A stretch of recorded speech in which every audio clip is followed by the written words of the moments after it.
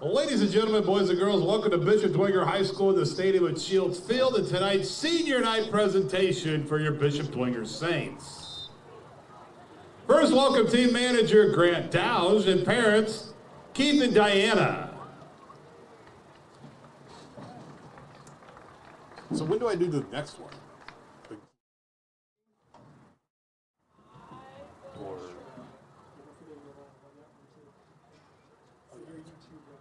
about the 7-yard line or so?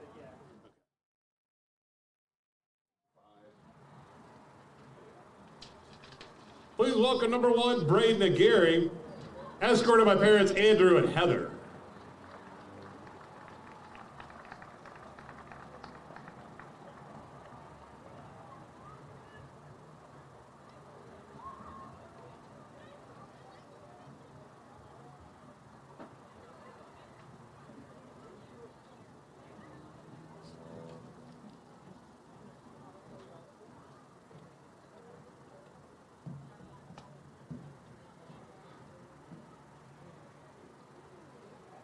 Number 3, Brady O'Keefe, escorted by parents Joe and Pam.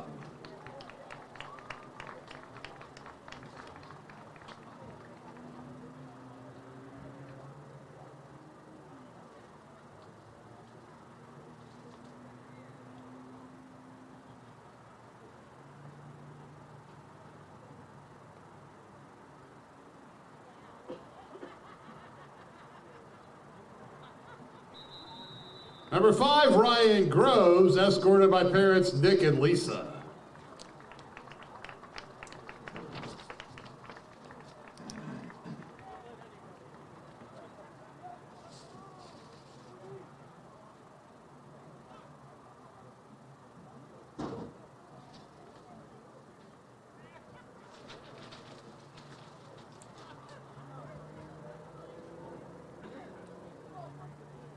Number 7, Russell Knipscher, escorted by mom Katie.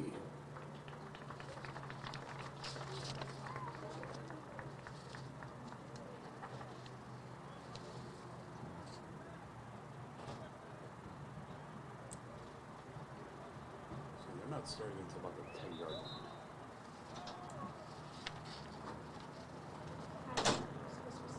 Number 17, Paul Bumgartner, escorted by parents Max and Michelle.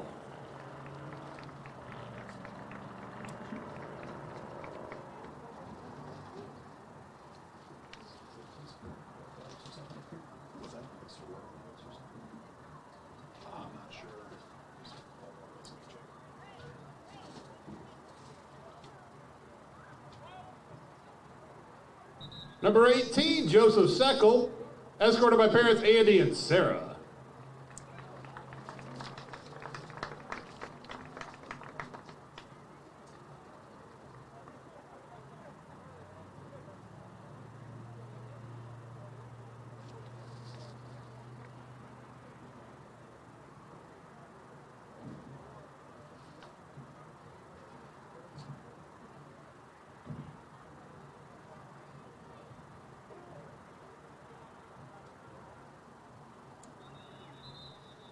Number 24, Luke Harbor, escorted by parents Matt and Audrey.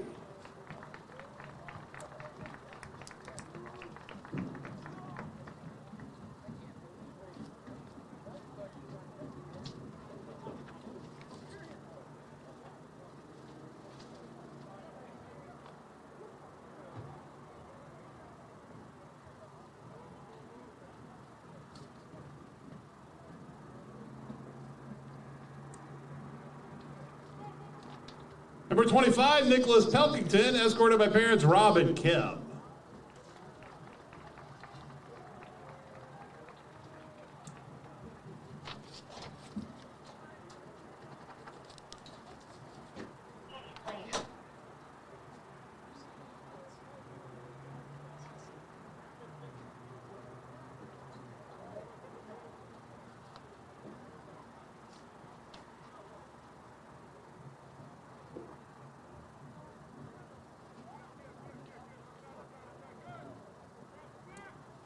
Number 32, Alex Titman, escorted by parents Jack and Rachel.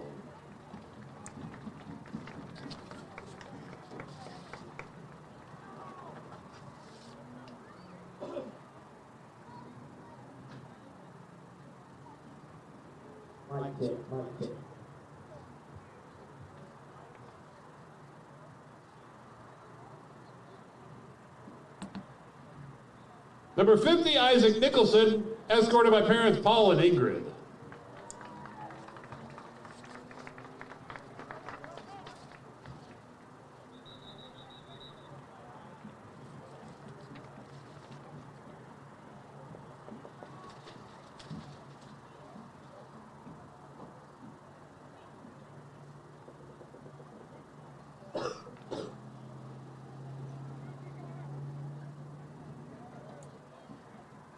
Number 54, Peter Thiel, escorted by parents Pete and Emily.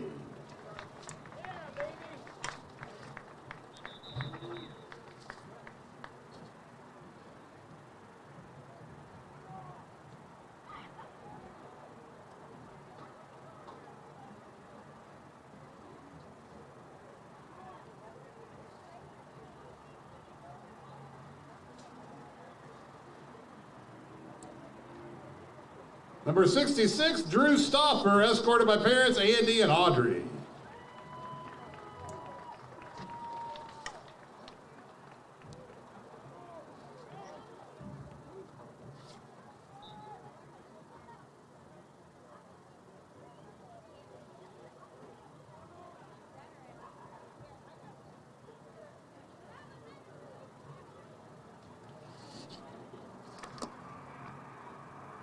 I don't see 70 down there. 77 was the next one. 70 should be Kane to Boyle, but I don't see him down there.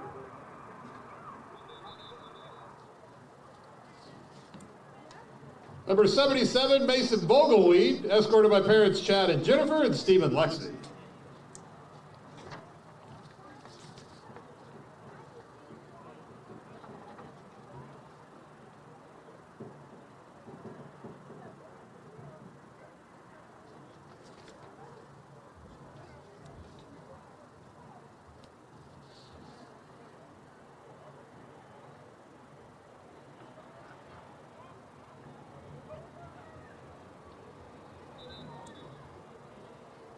Number 86, Jace Coots, escorted by mom Jessica.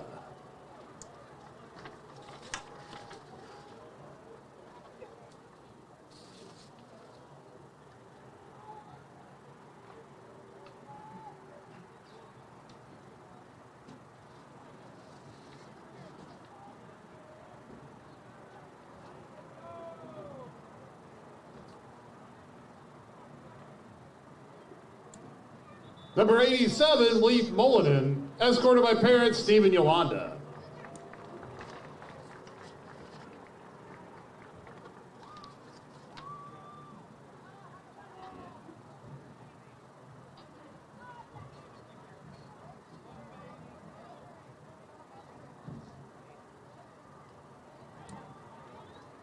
Number 89, Joseph Titman Jr., escorted by parents Joe and Heather.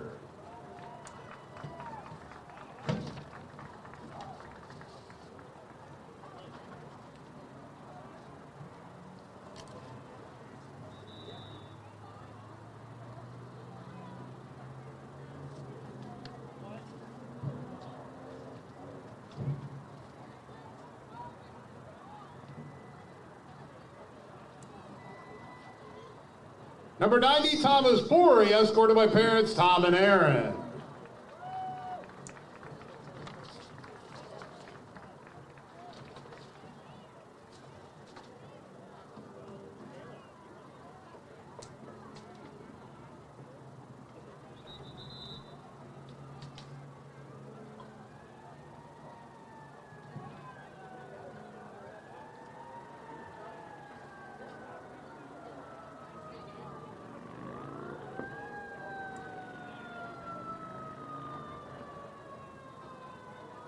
And our last senior, number 95, Ryan Delaney, escorted by parents John and Sarah.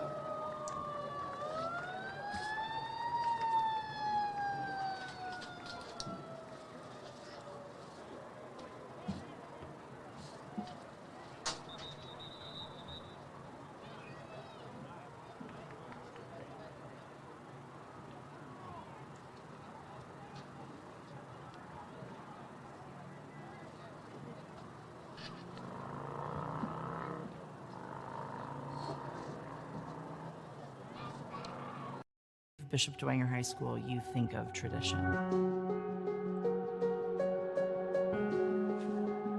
My favorite part about Dwenger is probably I just like kind of seeing myself do the same things that they've done for 20, 40, 60 years. So one of the traditions is that as a team, we have a mass before the Friday night or Saturday night games, and the last thing that's a part of that tradition is the young men sing the Hail Mary together. But my favorite tradition is whenever there's a large sporting event, like a football game, everybody comes out. It's crazy because you think it's like a college campus, the way people, they want to come early, they want to tailgate. It's crazy to see these adult men and women, who were once students here, still reliving this and living it vicariously now through their own kids. In all honesty, I love the all-school masses. I think that's what separates us from any other school in the area is our faith component. Having those masses and having that tradition of coming together as a community, nothing can beat that. And so by doing that for 60 whole years, there's now been a standard that kind of has to be met. But I also think that after going here, it's kind of what everyone feels called to do. Everyone feels called to live to that higher standard and be a good, genuine person and to support one another.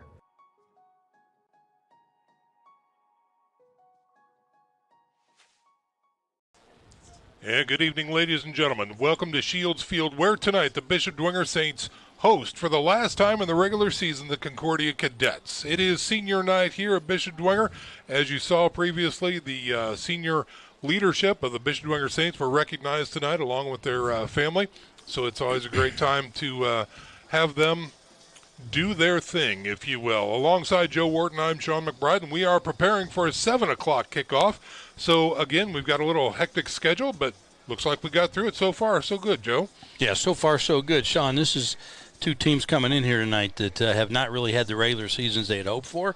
Concordia comes in 2-6, and Dwenger comes in just slightly better at 3-5. This is their last tune-up before playoffs next week.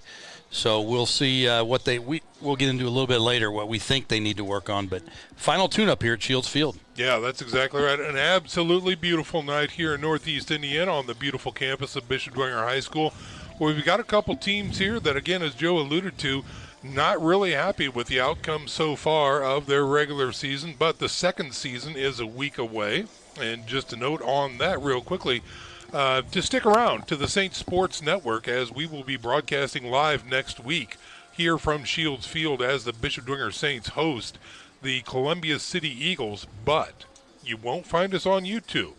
We're going to be on the IHSAATV.org video outlet. So IHS TV, if you haven't downloaded that to your smart TV or your computer, you might want to think about doing that. That's a good clearinghouse for all of the playoff action as we move forward into the second season.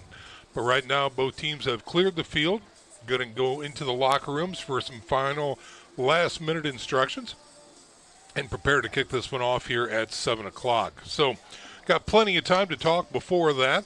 And so what we'll do is take a look around the area tonight when we talk about the games in this area. This is the final season matchups for a lot of these squads here.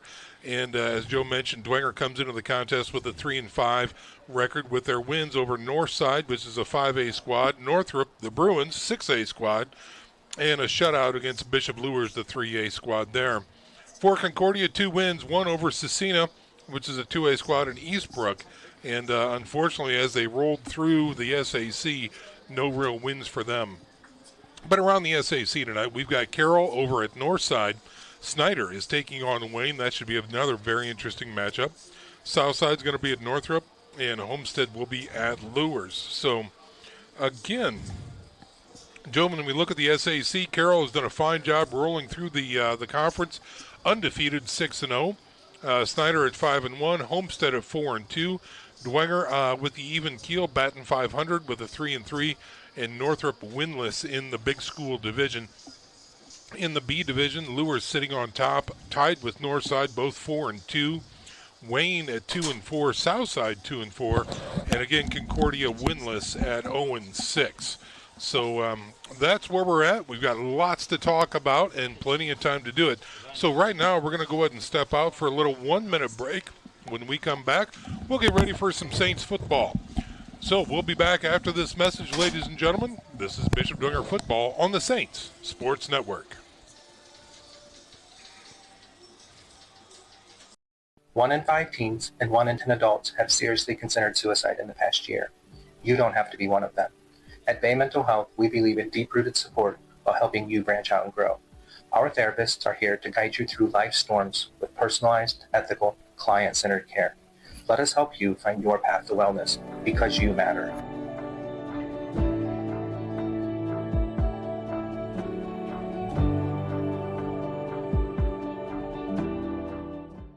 Salt Delivered was recently formed by a current Bishop Dwenger student. At Salt Delivered, we deliver high-quality Morton Rust Defense salt directly to your business or home. At $11 per bag, you'll save money compared to prices at the gas station or grocery store. You won't have to break your back loading and unloading, and you'll be supporting the college fund for a local student. Whether you need 5 bags or 2 full pallets, Salt Delivered will promptly and courteously deliver them to your door. To place an order, please call or text Colin at 260-240-9. And we are back preparing for some live action coming up at 7 o'clock.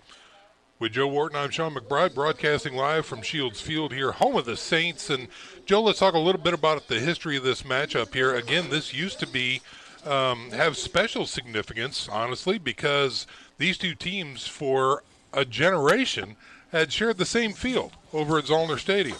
Yeah, the old Zollner Piston Trophy used to be on the line whenever these two teams met. That's no more.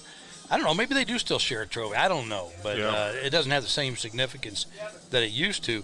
Tim Manigal comes in coaching the Cadets. This is his second stint with the Cadets.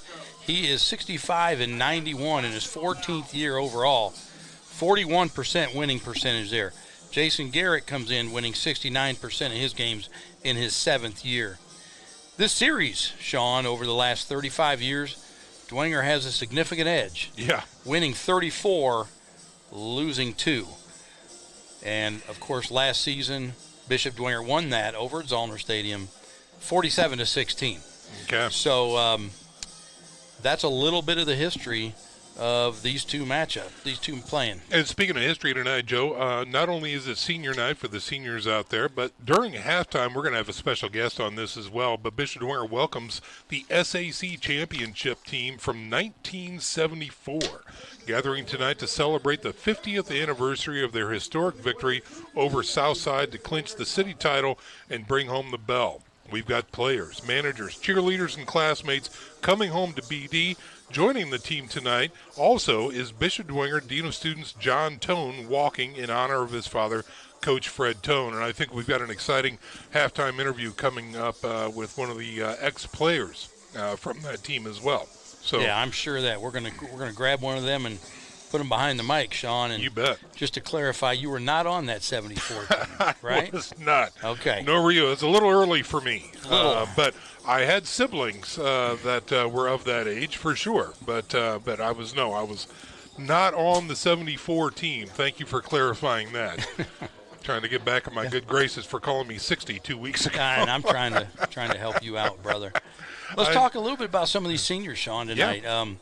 Let's start on the defensive side of the ball. Nick Pelkington starting at defensive end, 6 foot, 200-pound senior. Listen, this kid, he just has a motor that doesn't stop. I love this kid. He just goes. He's the kind of football player you want. He is tough, and he signifies the word tough. He is 6 foot. I told you 200 pounds. He squats 450 pounds, and he came into this season wanting a blue ring. But that's Nick Pelkington. And joining him on the defensive line is Tommy Pori, number 90. Tommy, he's one of the captains, 6'2", 205. Tommy's one of those players I just really loved as a coach. I coached him as a tight end, and he just, again, motor. You talk about Nick Pelkington's motor. Tommy has the same thing, motor. Relentless, never stops. He comes to Dwenger from St. Elizabeth. And he also plays basketball, and he was a recipient of a leadership award for the Saints.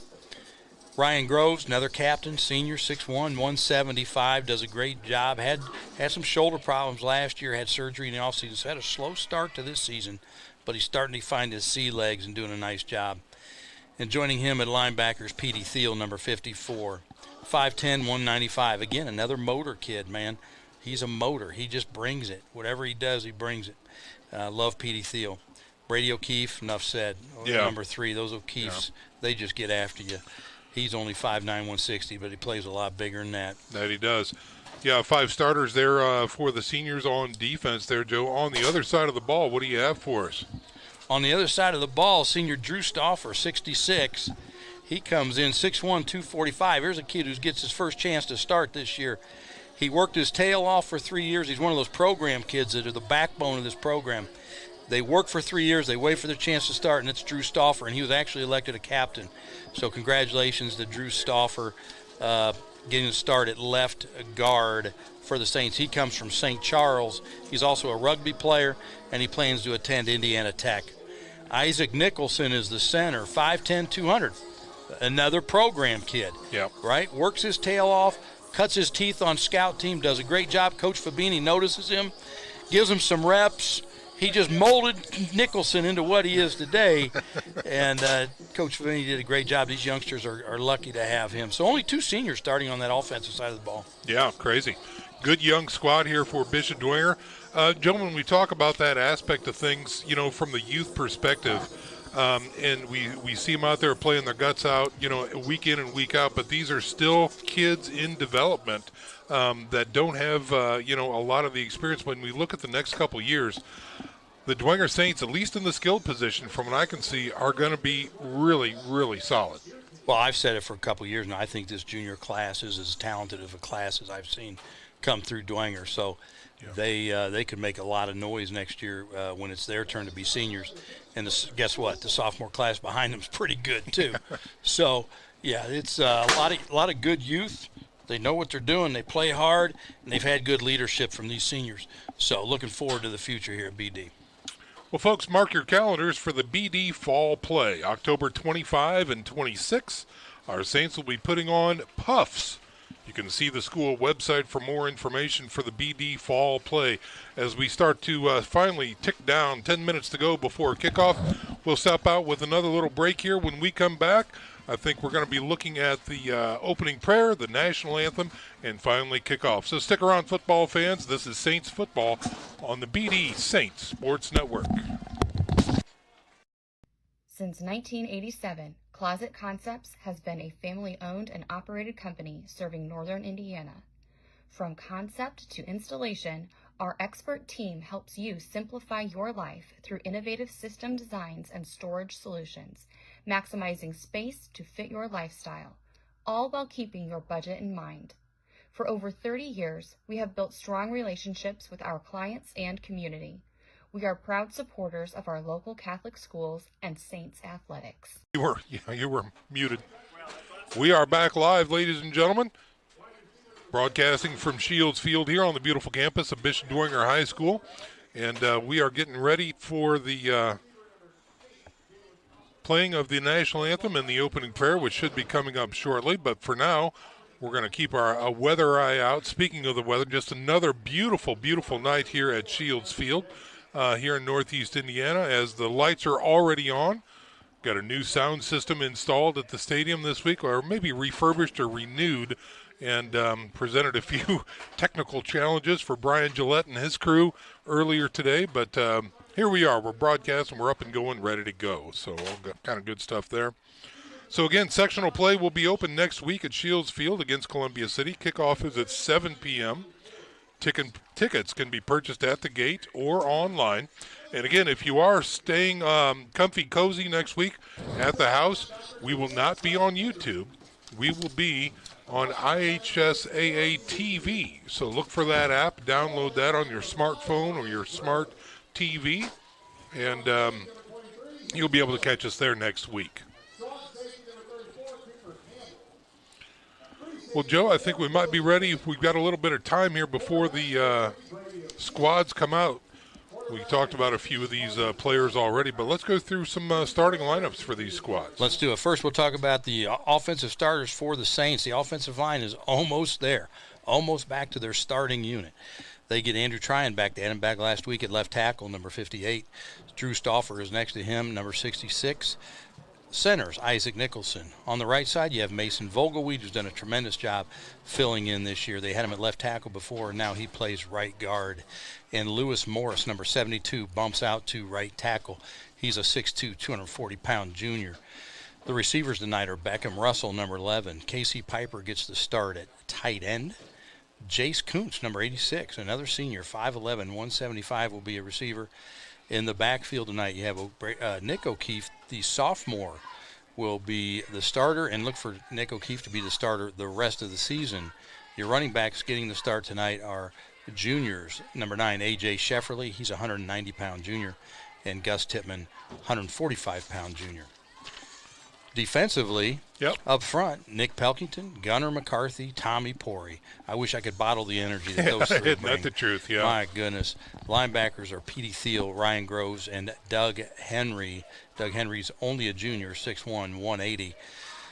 A couple safeties tonight are Houston Ellinger and Cooper Campbell, a sophomore getting to start. Cooper Campbell, number 34.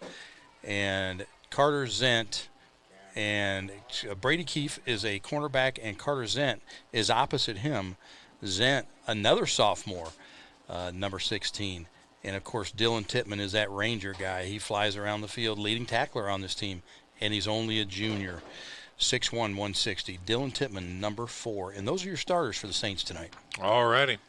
Well, the team has made it out to the field, and we are moments away from the opening prayer and the playing of the singing of the national anthem. And so we will look forward to that, and hopefully have a hot mic so that everybody at home can listen and participate as you will. But again, just another beautiful night here at Bishop Dwenger High School.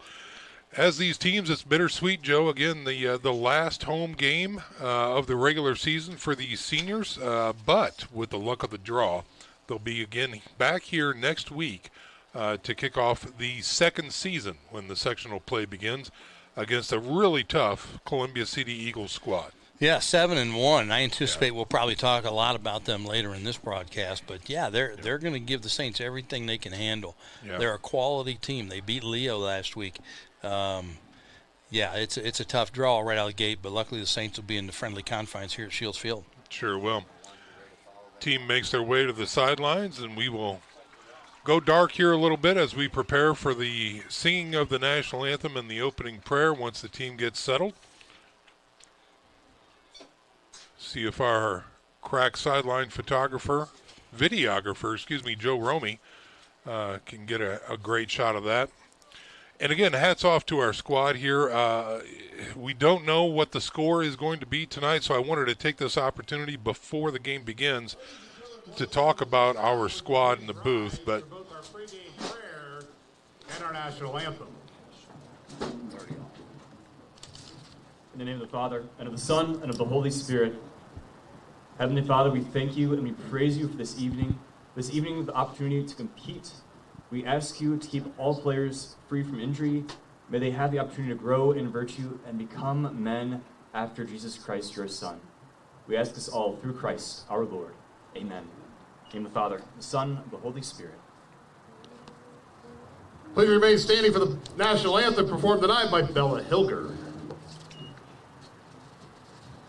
Oh, sing, can you see by the dawn's early light what so proudly we hailed at the twilight's last gleaming, whose broad stripes and bright stars through the perilous fight o'er the ramparts we watched were so gallantly streaming, and the rocket's red glare, the bombs bursting in air, gave proof through the night that our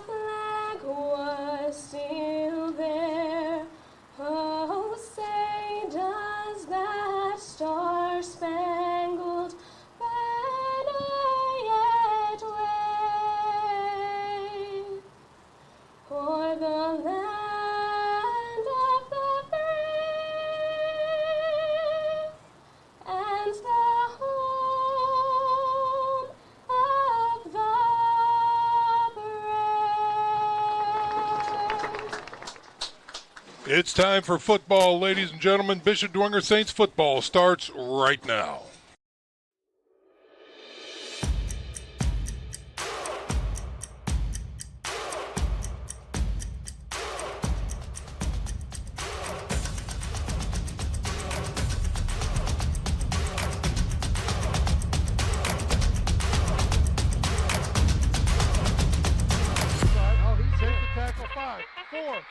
Gets the end zone. Then Mark drops a touchdown. Saints win. Yeah. Saints win.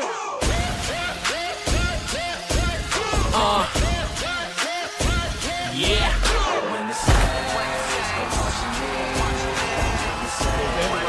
He breaks through to the secondary. He's got a man to beat.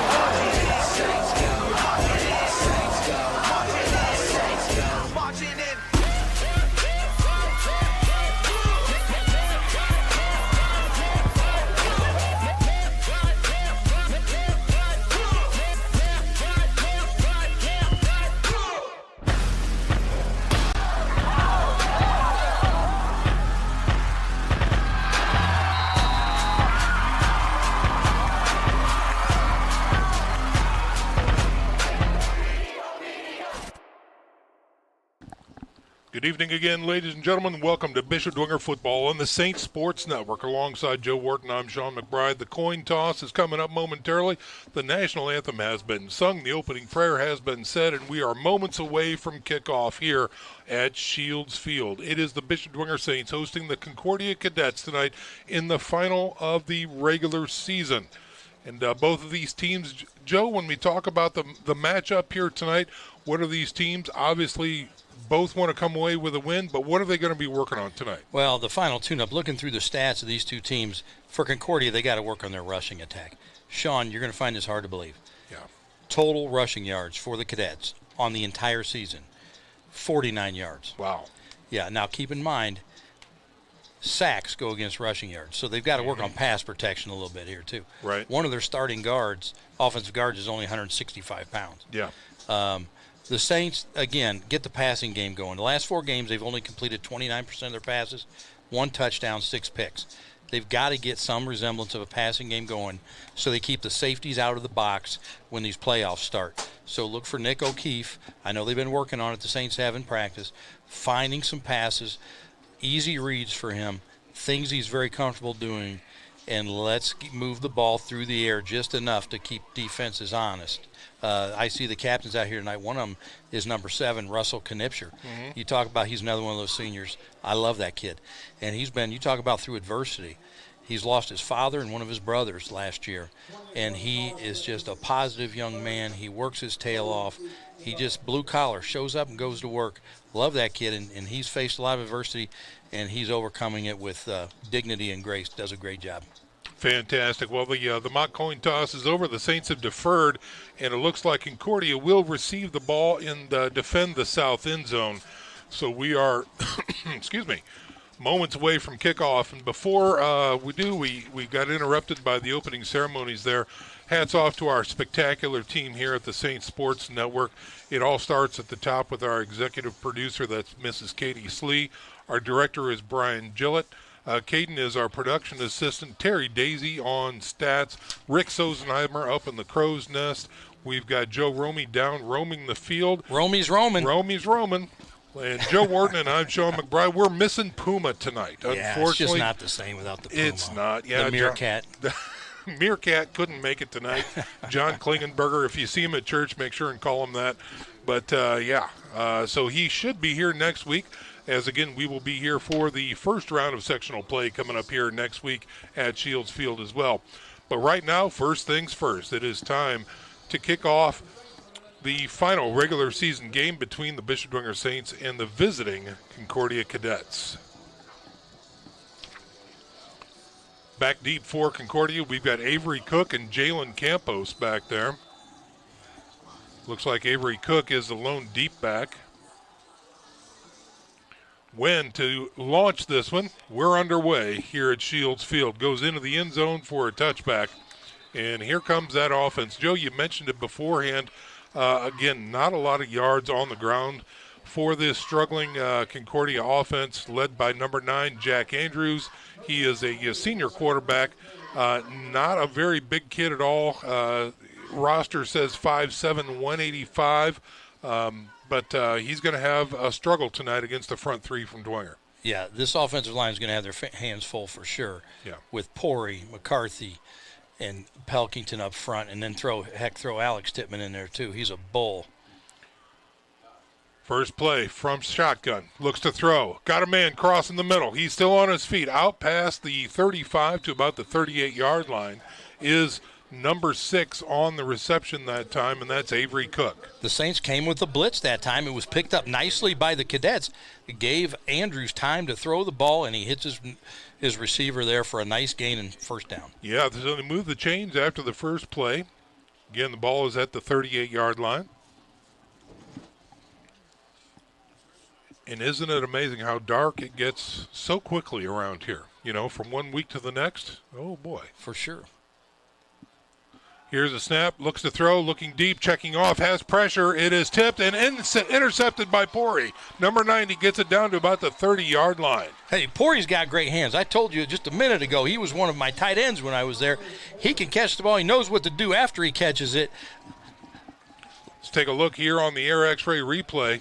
Coming up here, it was the hit from the backside that really kind of lost contain there for the quarterback. He had to step out, gets hit right when he was launching it. Pori with the wounded duck reception and the turnover right there. So the Bishop Dwenger Saints on offense now, led by Nick O'Keefe, the sophomore, wearing number 12, has an I formation behind him.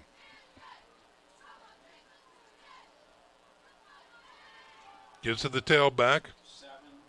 Russell Knipscher getting the start tonight at tailback, the senior. Good vision, finds the hole to his left and picks up about 7 yards. Great way to start for the Saints there. Front four for the Concordia defense. We've got Riley Ripke, Jeremiah Frederick, Carson Dale, and Jacob Levitt. That's your front four for the Concordia defense.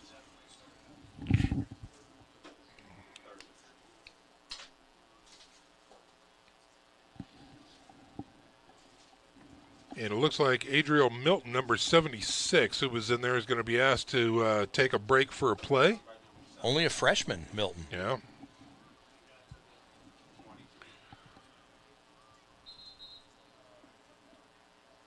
And we've got another delay as a player comes on and is asked to leave. I don't know what's going on over there. This is where we could use the Puma down there. You know, That's right. He is such an investigative reporter. Yes. He'd have been over there in a second. Been out on the hash marks asking the officials what's going on. He would have gotten the story. You bet he would have. Okay, on second and short for the Saints.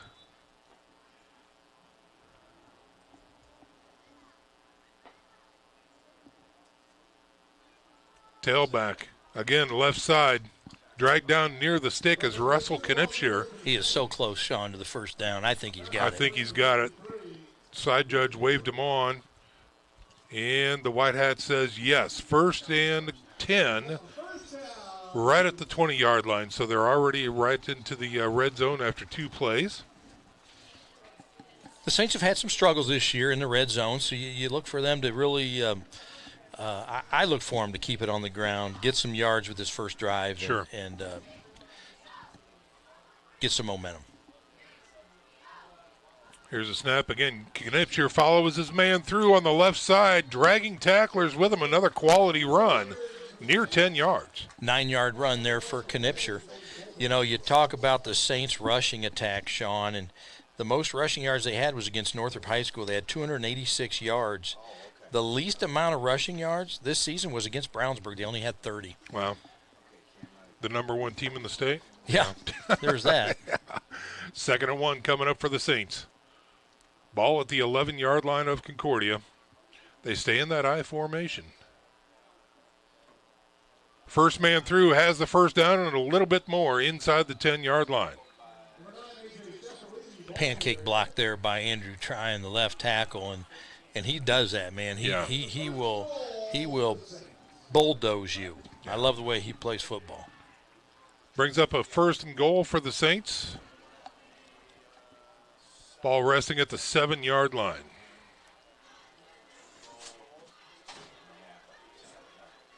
No real look to pass at this point. No need to.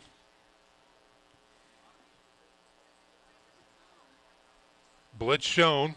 Left side. Knipscher does not get in. He gets down to the 1-yard line before he's wrangled down. What do you bet they give it to Knipscher again? Yeah, the senior on senior night. Right. Yeah. Get a touchdown. Knipscher coming into this game, he has 1 touchdown on the year. Looking to double that up here on this first drive. Nick Tippin, number 14, checks in for the Saints. Knipscher will line up as the tailback. Henry is the fullback. From the 1.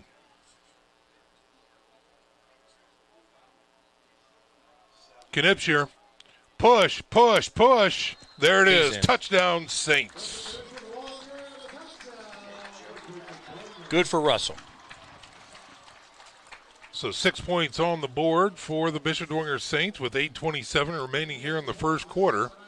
All on the ground off of the Pori interception. Take a look at this touchdown here.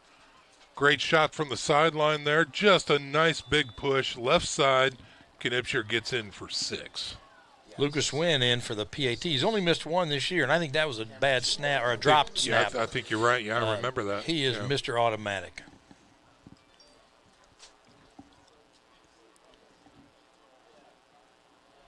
Snap is good. Hold is down. Kick is up, and it is good. 7-0. I'm glad I didn't jinx it. 7-0 is your score. 8:27 remaining. We're going to go ahead and step out for a little 30-second break. When we come back, more football action. Stick around, football fans. This is Bishop Dwenger Football on the Saints Sports Network. Night for a game, Casey. Who do you think's going to win? Matt, that's a silly question. With Glimmer Dodge, you're sure to get a victory. Game day at Bishop Dwenger is unbeatable. The excitement and the adrenaline is pumping. Just like game day with the Saints, Matt, but having the right team makes all the difference. Just like Glenberg Dodge is ready for any challenge, the Saints are ready for game day. That's right, Matt. The Saints are going to make big plays tonight. You can count on Glenberg Dodge to deliver a winning drive. Come visit Glenberg Dodge for your next great drive. Let's go, Glenberg Dodge! Let's go, Saints!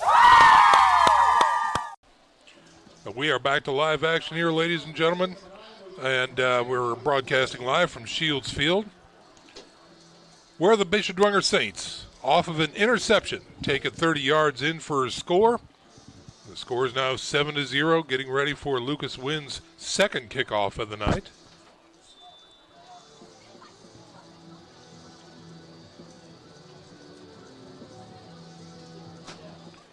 Puts his leg into it, high end over end kick. Near the goal line, it will be returned by the Cadets. Trying to find the edge, gets to the sideline, knocked out of bounds north of the 20, shy of the 25. Tackled over there by Doug Henry, a special teams tackle for the starting linebacker.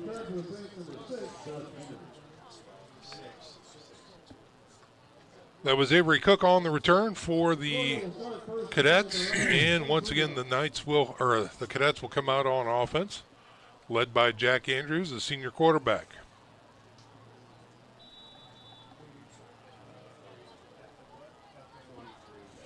Again, Concordia, as per the usual, playing that spread offense. It's a bad snap. They're running for it. They're trying to cover. Looks like the Saints have it. They cover it at the 2-yard line. We're definitely going to want to take a look at that again. My goodness, the center caught the quarterback sleeping. Wow, that's I haven't seen that this year, Sean. No. or ever, really. Let's take a look at it as Brian cues it up. Here's your replay, ladies and gentlemen. He was looking at the sidelines, and there goes the ball. Yeah. Tailback tries to get it and just cannot. Swarming defense by the Saints. I couldn't tell who fell on that. Maybe our spotter can. He's saying putting his hands up in the air. What are you here for if you can't spot? Come on, Matt. All right. He was eating a sandwich. Here come the Saints again in the strike position. I formation. O'Keefe under center. First man through this time. And it looks like he's got it. There it is. A.J. Shefferly on the Dwenger touchdown. So within seconds, the Saints score again. This is A.J. Shefferly on the 2-yard run. Puts 6 more on the board. 13 seconds came off the clock, I believe. Wow. That is Shefferly's 3rd touchdown of the year. All right, Coach Manigal is going to have some words of wisdom when the kids get off the field during this break. Diepenbrock's snap is good. The hold is good. The kick is good. And the Saints are up by 2 scores early in the contest. 8:10 remaining. 14-0 is your score. We'll step out for a 30-second break. You're watching Bishop Dwenger football on the Saints Sports Network.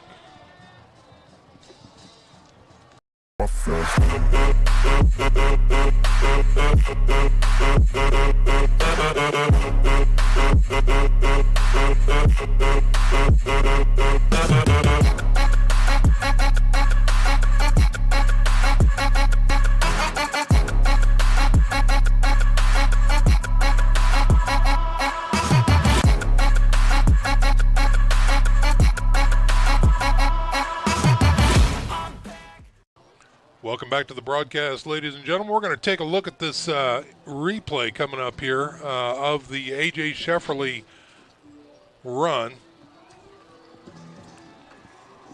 Again, give it to the first man through. Just a nice big power right up the gut, and he drops in for a 2-yard score. So that's A.J. Shefferly's replay. Again, Joe, third TD on the season for him, right? That is the 3rd for A.J. Shefferly. Only a junior, again, part of that really talented junior class.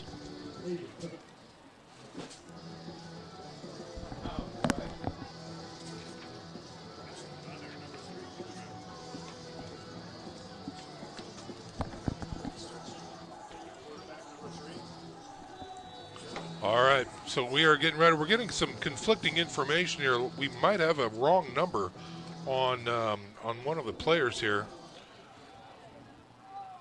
Our official stats person, the kickoff there is going to be a touchback here. We're going to try and get a number on the Concordia quarterback wearing a number 3, apparently.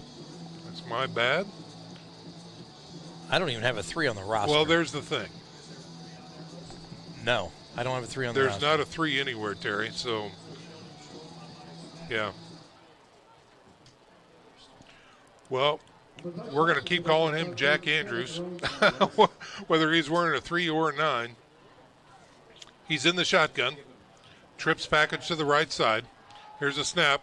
Gets rid of it. Goes downfield again. Nice cross. Oh, he bucks out of 1 tackle. 45 down to the 49-yard line. A beautiful play that time by Concordia. Oh, and a late flag comes out. That's not good. First flag of the night as they place the ball at the 49-yard line. Pass complete to the Cadets. Tackle on the play. Number 23, Houston Helen. Looks like Avery Cook was a receiver there. Avery Cook came into the game with 23 receptions on the year. This one's going to go against Concordia. And that's a 15-yarder, baby. Yeah, I'm guessing unsportsmanlike because the white hat is writing down notes in his notebook. That's usually they're writing down a name and number on the unsportsmanlike. If he gets another one, he'll be ejected. Hasn't made the official call. Looks like he's coming over now. Yep. Ouch. Not what they needed after that big play. No. Yeah, let's take a look, Brian, for sure. Here it is. Again, a well-executed play, but afterwards, for some reason, maybe a player was using his mouth instead of his body. Did a great job spinning out of that 1 tackle and good yards after the catch. But it's all for naught. 1st and 10 for Concordia. Looking to throw. Again, goes over the middle and nobody home and incomplete that time. The Cadets have not attempted a run yet. No. And we know why. Yeah, that's right. They're much better at passing the football than running the football. First quarter action here at Shields Field. Let's check that. 7:20 in the evening, and it's already almost pitch dark out here. Here it is. Pitch black. 2nd and 10 for the Cadets. Looks to throw, has pressure, fires, and it's picked off again. That's Ellinger running it back from the 37-yard line, and that's going to be another 6 points for the Bishop Dwenger Saints. Well, Ellinger just sitting in a zone, and no receiver anywhere near that, as you're going to see in this replay. Yeah, absolutely right. It's I don't want to say he threw it to him, but he was perfectly positioned to pick that ball off. So here comes your Air X-ray replay right now.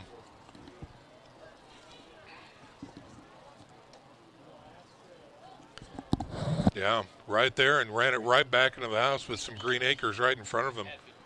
That's Houston Ellinger that time for the Saints, getting a defensive score for the Bishop Dwenger Saints.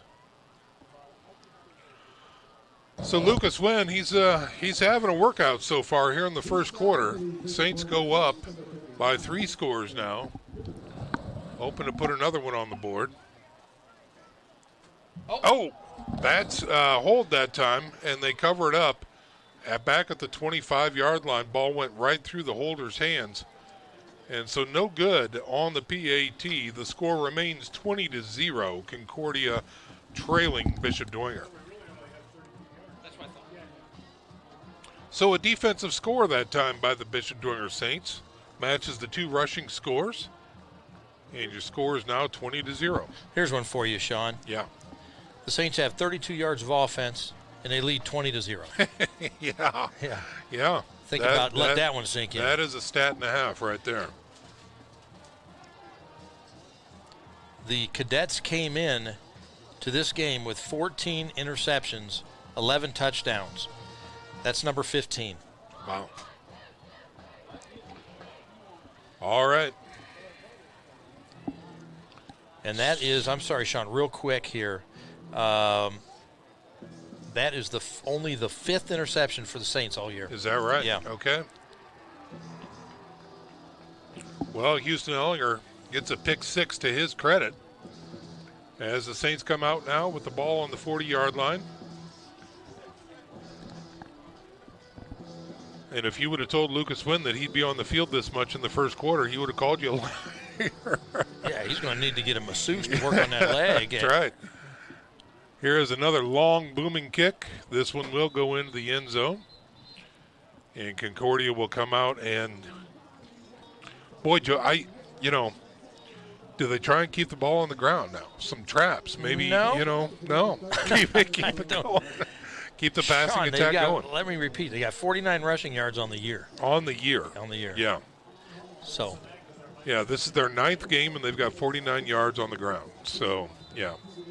I think if they're going to move the ball, it's going to have to be through the air because we know the Saints' run defense is really good. Yeah. Saints showing pressure in the middle. Here's a snap. Oh, There's they do trap. keep it on the There's ground. Your trap. Yeah. And it gets it up from the 20 out to about the 23-yard line that time. Victor Sawyer was the carry. He's the leading rusher for this Cadets team. He has 273 yards on the year. He doesn't. Because the team only has 49 on the year. Well, you got to take the sacks. Oh, the sacks. Yeah, out of it. Okay, I'm with you. Yeah, okay. like Jack Andrews has minus 134 yards. Okay, gotcha. Yeah. All right, it's all making sense. Gain of 3 that time brings up 2nd and 7. And he's looking to throw. This is a new quarterback, number 17 here. Gets out of 1 tackle, slides forward, and a couple late flags there. Yeah, that was a bad play by the Saints. There was no need to hit him. He had already given himself up on the ground. That's Braden Corbett. He is a junior quarterback coming in for the Cadets. And that slide is going to, it's not the slide, it's the hit after the slide that's going to create additional yards against the Bishop Dwenger Saints defense. Yeah, no need for that one. No. Brandon Corbett, comes in. He's played some. He's had 72 passing attempts on the year. He's completed 35% of them. He has 3 passing touchdowns and only 2 interceptions. So they place the ball at the 41-yard line with a fresh down marker. Twins right and left. And hold the phone. We've got a false start against the offense. Well, that'll move them back to the 36.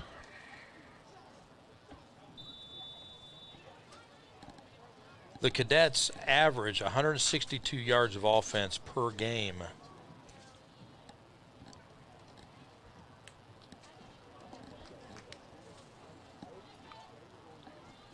Clock winds down, under 7 minutes to go now in the first quarter.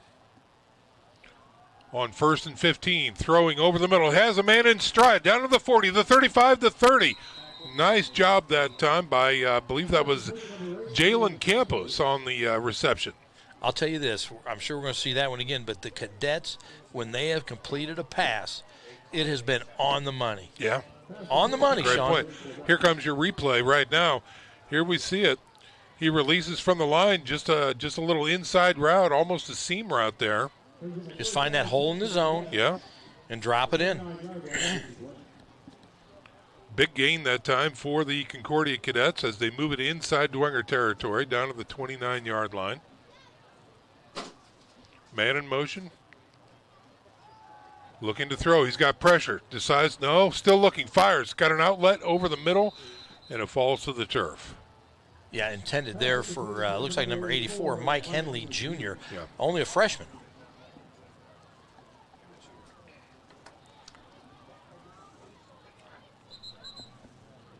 Stopping the clock and flipping the down marker. 2nd and 10 coming up for the Cadets.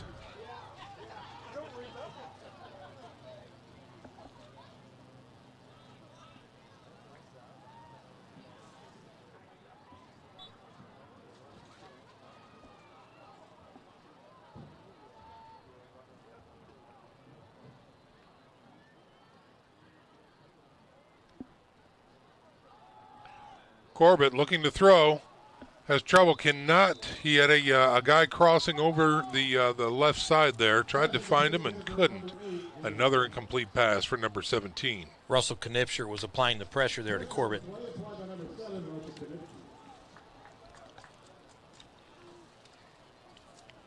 Sean, we got to give a shout out to a senior that was missing tonight for the Saints, one Caden O'Boyle. Oh, yeah. Senior offensive lineman, down sick. Oh. Yeah, it's going around, but he got it, and but he's starting to feel a little better, but he's home hopefully listening to this broadcast. So maybe shout even out to watching, Caden, too. the buzzard. All right, here's the pitch to the right side to number 21. He gets the edge down at the 25, goes for the marker. That's Victor Sawyer on the carry. He's going to be shy of the first down, but a nice gain. Little speed option there for the Cadets. Did a nice job. Cooper Campbell tried to come up, make a play, and got blocked. And then Doug Henry finally pushed the ball carrier out on the far sideline. Cadets putting together a nice little drive here, Sean. They're sniffing on the red zone. They are. 4th and 3, critical down here. Being down by 3 scores, they're going to keep it 4-down territory. Here is the snap. He's looking to throw. He's got pressure. He goes down. Big sack by the Saints that time. Was that Pori on that? Yeah. All right, Pori on the sack. Let's see if we can take a look at that one. As the pocket really just collapsed. He didn't have much of a chance here. And we can see, you're going to see pressure coming in from the left side of the screen. He's looking left. The pressure's there. Pori just knifes in there and takes him out. That's the 20th sack for the Saints this year, and that's Pori's 4th on the season. That's a turnover on downs, and the Saints offense is now back out onto the field. Will we see a pass, Sean? That's the question. They line up in the eye. There's a little pitch to the tailback. I think that's Gus Tipman in there, number 2. Right guard pulled. Vogelweed pulled around to lead through the hole. And gained a nice one. That is about Gus. 4, yeah. Gus came into this game as the leading rusher, 439 yards, averaging 3.5 yards a carry. Got 4 on that one, so brings up 2nd and 6 for the Saints. As Knipscher checks back in.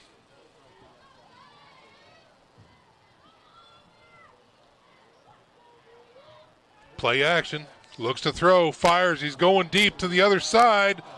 Incomplete. Intended receiver that time was Beckham Russell. Just out of Beckham Russell's reach.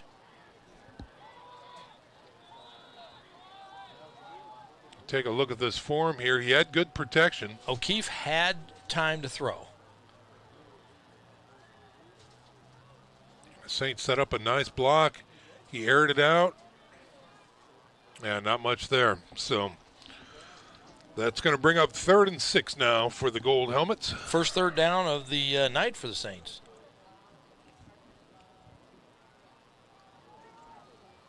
Gus Tittman back in the game at tailback.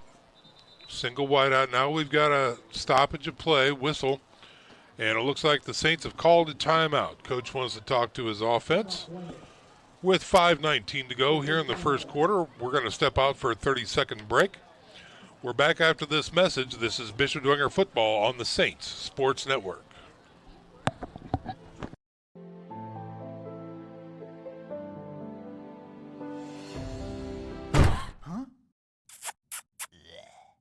Dirty old furnace. Call MJM Mechanical. Dirty furnace? Clean it up with an MJM Mechanical furnace tune-up. Lower utility bills, increase furnace lifespan, and guarantee a breakdown-free season for only $89. Quality is not just something we say, it's in everything we do. So visit mjmfortwayne.com or call today. Folks, just a reminder, you can step up your snack game by offering healthy and delicious options from Fort Fresh Vending. You can contact them to find out how to get a free vending machine in your business or school. That's Fort Fresh Vending Company. So the timeout called by the Saints, their first one of the night. Looks like Vance Diepenbrock is now in at left guard for the Saints, replacing Drew Stauffer. Drew's battled some injuries here lately. Looks like he's out for now anyway. Well, the lineup in the eye with the wide out left and right. And he's looking to throw. Fires to the flats and incomplete and a flag. I believe that defender was maybe a little early on that one. Ethan Rich, number 12 there.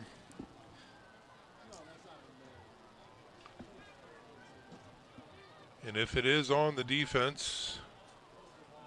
Plenty for a first down. Plenty.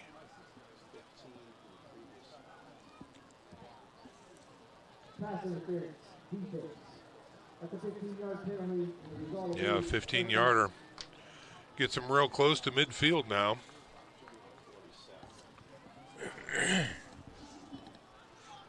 As Paul Pisa and company move the chains to the south. Hey, you talk about a quality crew. That chain gang, there's something else, aren't they? Solid. You know, somebody has to die in order for anybody else to get on that chain. I mean, I'd take them all to a hayride if I had a chance. Here it is. First down. Nice run that time. Might even be close to 10 that time for Russell Knipscher. Offensive line just getting such a good push up front. Yeah. They're doing a good job. And I know these coaches felt like this offensive line was more of a straight-ahead line. Mm-hmm. You know, they try to do some of their reach blocks and get outside and get the edge, and the offensive line really struggled with some of that. So they feel like, hey, downhill, these guys are pretty good. More north to south running than anything else. Shy of the first down by a yard, so brings up 2nd and 1. And he's going to throw. And he's going to go deep. And he's got a man. And it's caught with a flag. Let's see what happens here. That's Beckham Russell on the reception near the 5-yard line. Is the flag going to be offensive or defensive? Well, there was both. They were both pushing a little bit. Yeah, there was contact. Fighting for position, but what did the ref see? How did he interpret the pushing? Beckham Russell, the leading receiver on this team, comes up with a big grab there. Let's see. Here's your replay. Yeah, that's going to go against the defense. Beckham Russell. Nice job. Sets up the offense. 1st and goal from the 3-yard line. Focus. Yes. Beckham Russell had focus right there. It's a great call. Double tight ends in for the Saints. Henry and Knipscher in the backfield. Give to Knipscher. Could it be his second on the night? It is. Knipscher with a touchdown. Attaboy, Russell. You keep doing it. That looks like a Powers Hamburger power play right there. I think so. Let's come go. on. We need some music for that. Fantastic. Love that stuff.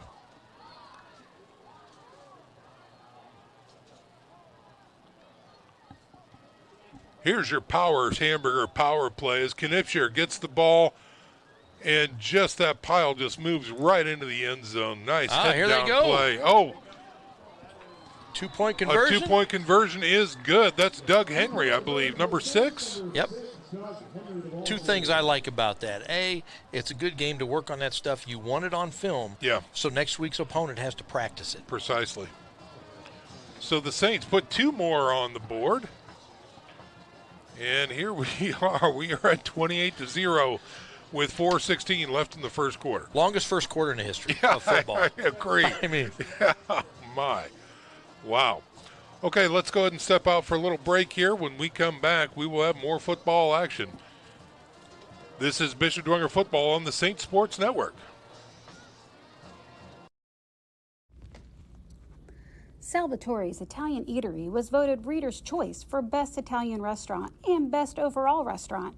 Family owned and operated with several locations across northern Indiana, Salvatore's features quality food and remarkable service in a family-friendly atmosphere. Salvatore's, our family serving yours.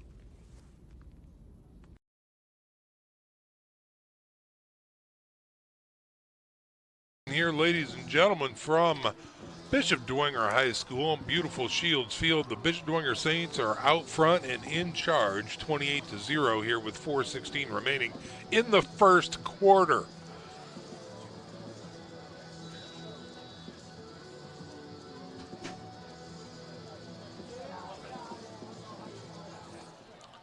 Lucas once again puts his leg into it. Whistles.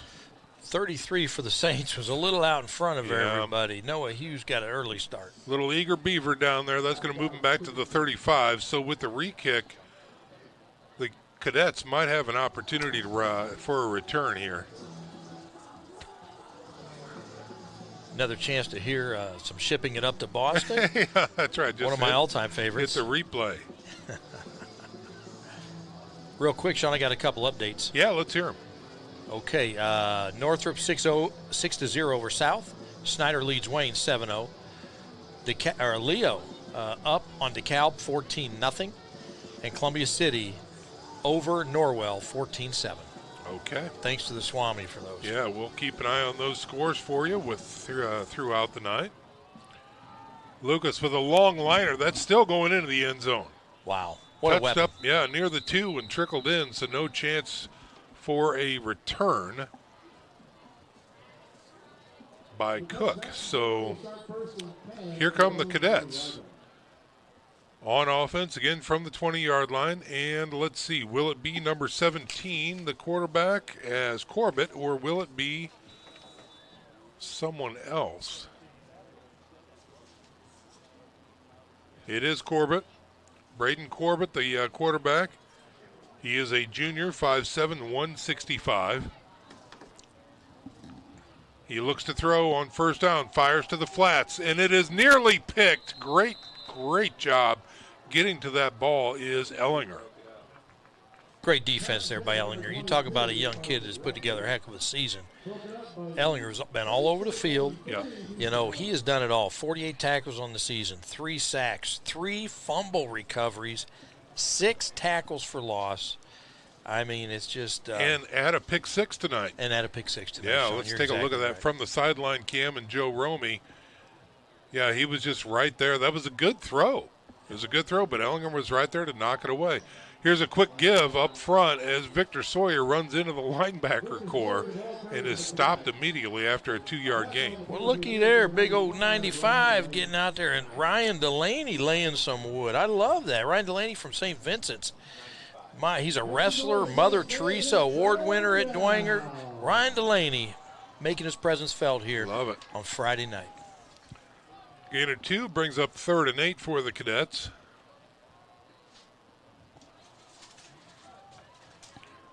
Trips package to the right side. Looks to throw. Guns it. Fly pattern. Goes up. Knocked away. No good. Again, good close coverage by the Dwenger corner over there. Brady O'Keefe in coverage. He had him locked down, as his kids like to say. O'Keefe Island. That's what that is. I'd like to be a part of that. If O'Keefe's ever had an island, that's right. I want a ticket. It'd be well protected. We'll put it that way. Yeah. It'd be a lot of fun. All right, 4th down for the Cadets. This is not 4-down territory here as the punt team is on. That's Riley Ripke. Puts his leg into it. It's a high kick, bounces in Concordia territory, and is touched up at the Concordia 43-yard line. So the offense will come back on with a short field advantage here. And I am just gonna put this out here, Joe. I don't know that we're gonna see any fresh jerseys, at least in the quarterback or run spot, as now is the time to get those reps in preparation for the postseason play as well. Yeah, for sure. And for the Saints, you want the seniors to get plenty of reps. They've earned it. They've put in 4 years of blood, sweat, and tears. Get those kids in the game. Yeah, and you want your sophomore quarterback to get as much time under the Friday night lights 100%. as you possibly can. He's going to be alone in the backfield.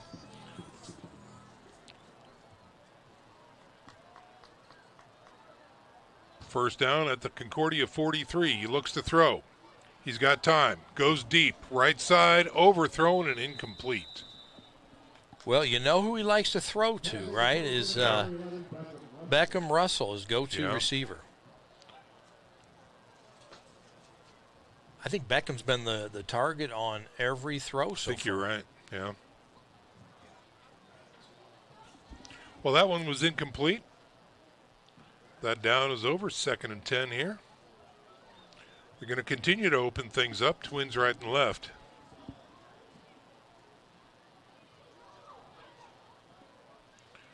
Concordia shows pressure. Oh, a little slip screen out on the outside. He's got his man. He's motoring. He's down the 15, down at the 10, finally knocked out of bounds. I believe that was Jace Kuntz on the reception, number 86. Kuntz, Jace Kuntz on the reception, did a nice job, senior, number 86. Great job there by Jace. He came in with 4 catches. Was there a flag? There is a flag. Check, hold everything. Oh, there's a flag by the 32-yard line. And the Saints are walking back. Must be a downfield block or a hold. Yeah. You know, those receivers, you know, when you do those little slip screens, those receivers sometimes get a little grabby out there. You bet. Okay, so they mark the ball at the 41-yard line. That's going to be a 2nd and 8 now coming up for the Saints after the penalty, as it was downfield. Man in motion is Henry. Quarterback keeper around the left side. He's got the first down and some more as O'Keefe has run out of bounds inside the 30-yard line. Nice block by Jace Kuntz on the far side over there.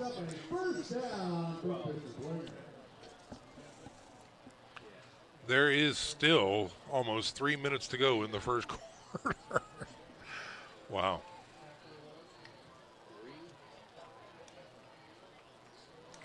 O'Keefe checking out. No, check that. That was Doug Henry checking out. Excuse me. 1st and 10 now for the Saints. O'Keefe alone in the backfield. He looks to throw. Has time. Fires over the middle. Well overthrown and incomplete that time. Can't get a number on that receiver over there. But O'Keefe needs to, in my humble opinion, he's throwing. He's throwing hard. Other than the slip screen, really, Yeah. everything's been a deep ball. Yeah.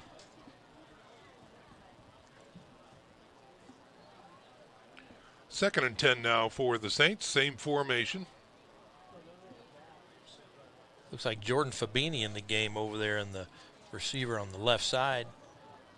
Tippmann in motion. He'll have it through the middle, looking for a seam. He's got the seam. He's at the 10, the 5. Touchdown, Gus Tippmann. I love that play. I've always loved that play. It's been in the playbook for 7 years.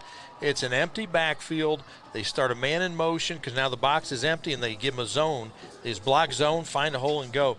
That is Gus Tippmann's 2nd touchdown. So he, too, doubled his touchdown output on the year. He surely did. Here it is. Just a nice look up front. Huge push by the big uglies up front. And now Let's see if Lucas Wynn is going to put this one through. Diepenbrock, the hold, the kick, all three aspects are good. Another point on the board. 35-0 is your score with 2:46 remaining here in the first quarter. We'll step out for a 30-second break. When we come back, we'll have more Saints football action. This is Bishop Dwenger football on the Saints Sports Network. Tippmann Group is a family-owned business that's proud to call Fort Wayne home. We build cold storage facilities all around the United States, run one of the largest cold storage companies in the nation, and lease office space in Fort Wayne, like inside the Lincoln Tower. Hi, I'm John Tippmann, president of Tippmann Group, and our family has been part of the Bishop Dwenger family for many years. We are a proud supporter of Dwenger Athletics. Go Saints!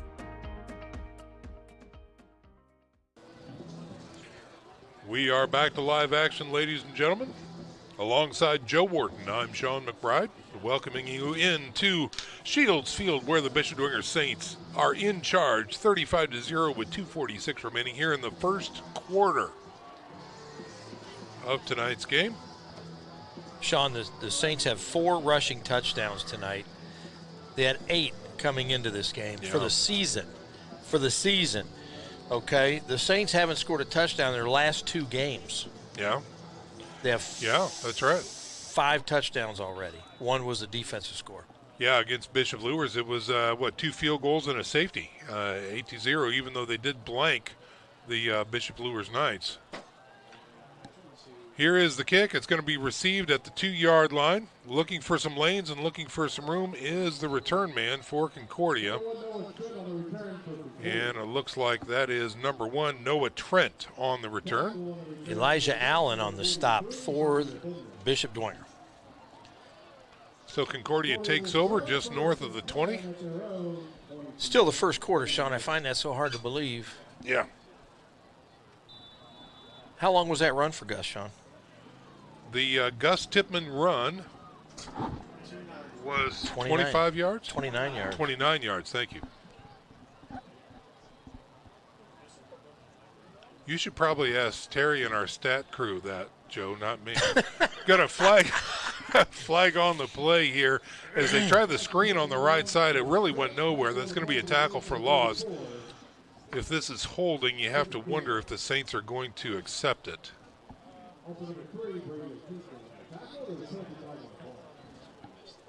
Looks like it's a loss of 2 so far.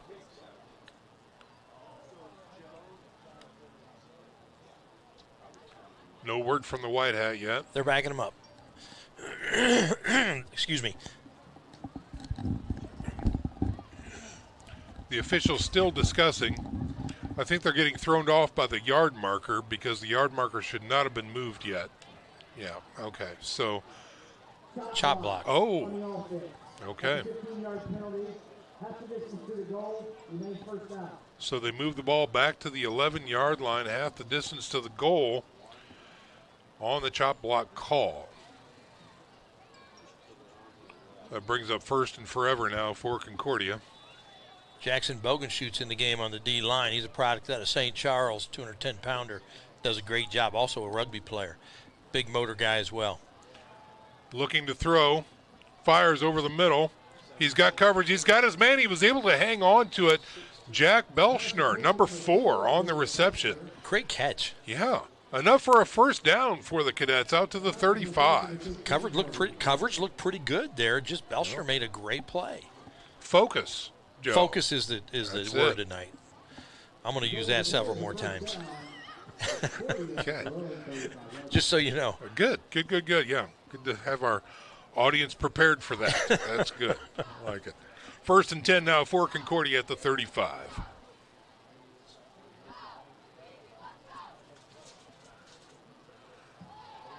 Steps up into the pocket. He's flushed. He's running north and south looking for a block, and he's going to be taken out of bounds or dropped. No, they said keep it winding. First down. Yeah. Joe Tippmann Jr. on the stop here on the Dwenger sideline. Initial pressure was by Alex Tippmann. You know, he's out of St. Louis Besançon. Love it. Yeah, love to see those Crusaders out here with the gold helmets on. Boys Alex, out in Bizonson, those are corn-fed boys. listen, out there. they don't screw around out there. I tell you that much. Alex is the younger brother of Jack Tippman, who's playing at Eastern Illinois, right? Yeah. So another first down gain of 11 that time by the quarterback, number 17, Braden Corbett.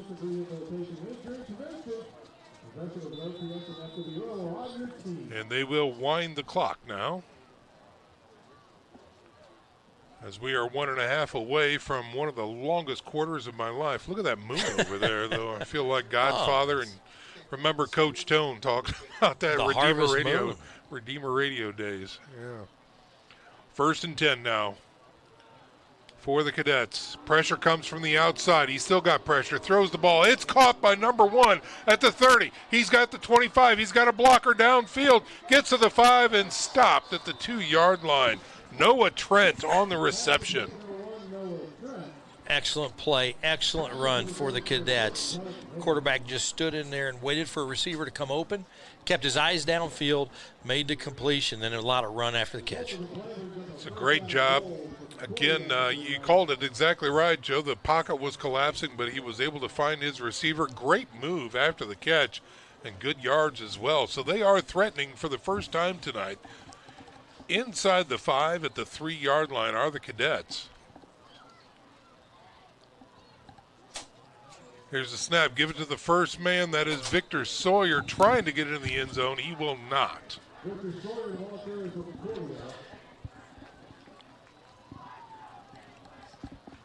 So no gain on the play. Brings up 2nd and goal now from the 3-yard line.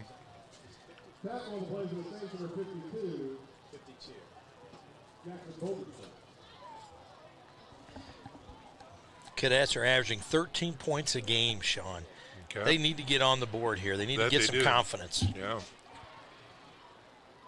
Here's a little low snap. Fires to the corner. Looking. It is caught. What's the indication down there? No. No good. Out of the back. Wow. All right. That was close. That was close, Sean. It's like old home week up here this year. It is. My gosh. All kinds of VIPs coming around. Let's take a look at that again if we've got it on your Air X-ray replay. Just a little fade to the corner. Good tight coverage. So close. So close. He said he was not in the end zone, so that brings up 3rd and goal now.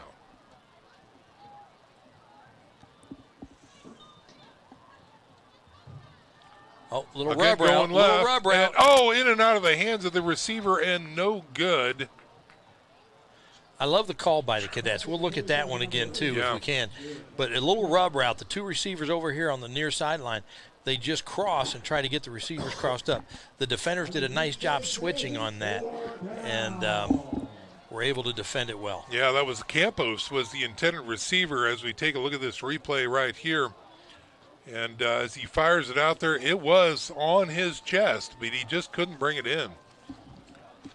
Big 4th down now for Concordia. Can the Saints hold? Looks to throw, fires, deep fade. Left side, it is up and caught. I think it's good, and it is. Touchdown, Concordia. The old O'Keefe Island over there. That's right. On Brady O'Keefe, they went after the top defender there at the corner. Yeah. For the Saints. And it was good. So 6 points on the board for the Cadets as they line up for a PAT. After the PAT, we'll take a look at that touchdown again. It's,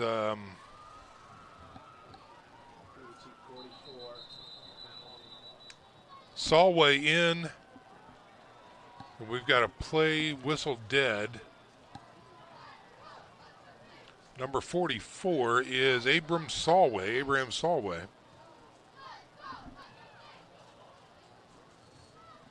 Got a stoppage on the play. They're talking to the Concordia sidelines. I saw a Saints defender just run off the field. Did the Saints have too many men on the field? Oh, okay. And they're trying to see what the Cadets want to do. Yeah.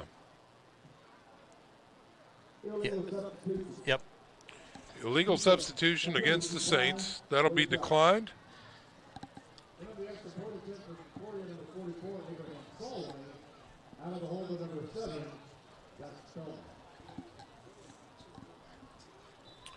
Solway will mark it off and try this one again, excuse me. The holder is Zach Spielman, number 7. Your long snapper is number 52, Drew Belshner. All three look good from here. There you go. And it is 7 points now on the board for the Cadets with 17.3 seconds remaining. We'll go ahead and keep things right here as both teams come off the field. Take a look again at that corner route for the touchdown by the Cadets. Just got enough separation, high pointed the ball correctly, and a nice job that time by the Cadets to get that touchdown in. Sean, go ahead, Joe. I don't mean to mention the obvious. Yeah. We've had 42 points scored in one quarter. I mean, I'm going to need a nap at halftime. I know. Yeah. Words per quarter for you and I, this is right up there. This is, my gosh, been talking quite a bit. Well, folks, just a reminder that Closet Concepts is a locally family-owned company offering storage solutions for over 30 years. They are proud supporters of our Catholic schools and Saints athletics. That is Closet Concepts.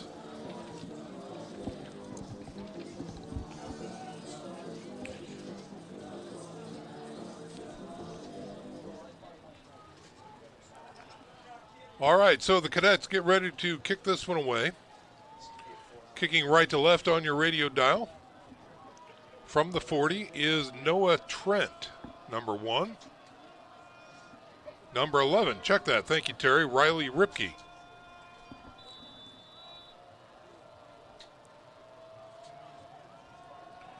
It's a pooch up the middle, and it's covered by the Saints. And they're going to try and make a return here. And he's going to be tackled near the 40-yard line, trying to get a number on the return man there. That is number 6 for the Bishop Dwenger Saints. That's Doug Henry. 12 seconds remaining here in the first quarter as the Saints will take over 1st and 10 from their own 40-yard line.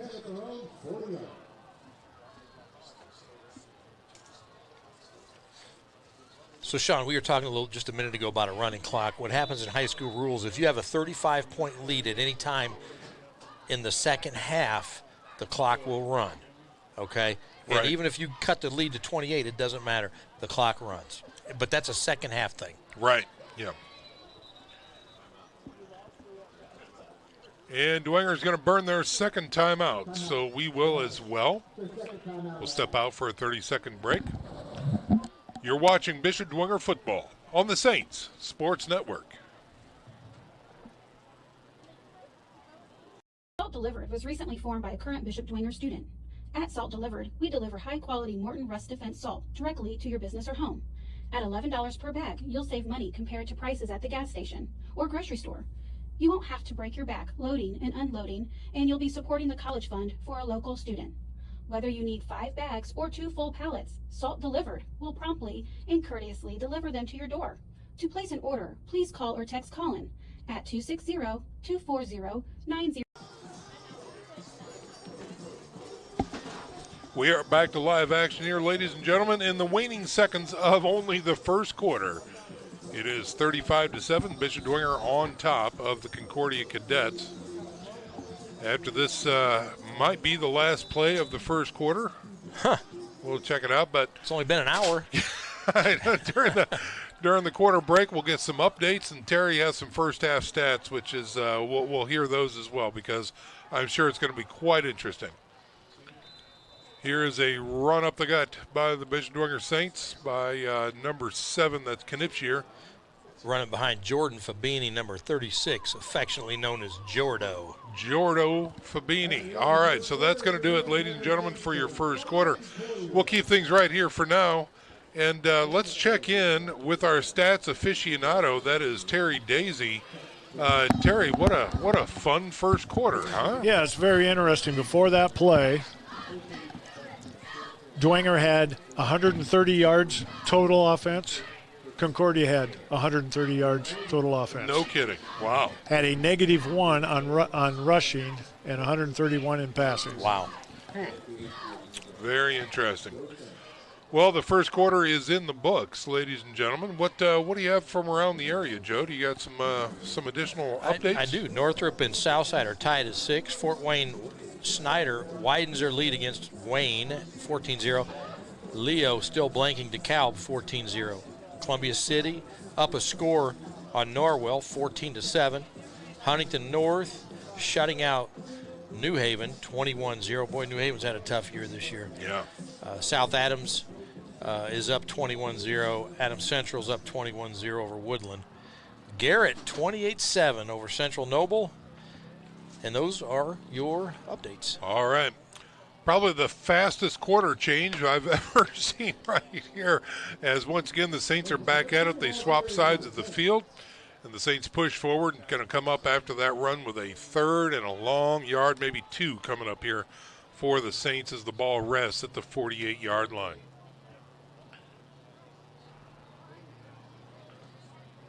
Casey Piper's in at tight end. He's lined up to the left. We'll talk about him in a minute. From the eye, here's a snap. Knipscher finding a hole in the zone, pushing forward, has a first down. They're going to take him into Concordia territory to about the 47. You know, Casey Piper, he's a junior. He's been referred to as the Swiss Army knife on this team. They changed his number to 55 and made him an offensive guard when they needed a guard. He's been a tight end. He was a tight end last year. He's back to number 15 being a tight end. He's played linebacker. He's played defensive line. He's been everywhere. He just does it all for the Saints. Amazing. And only a junior, Joe. Only part of that junior class. Yeah. 1st and 10 for the Saints in Concordia territory. Quarterback decides to keep it, trying to find something on the edge. Won't find it. Gets hit for no gain whatsoever.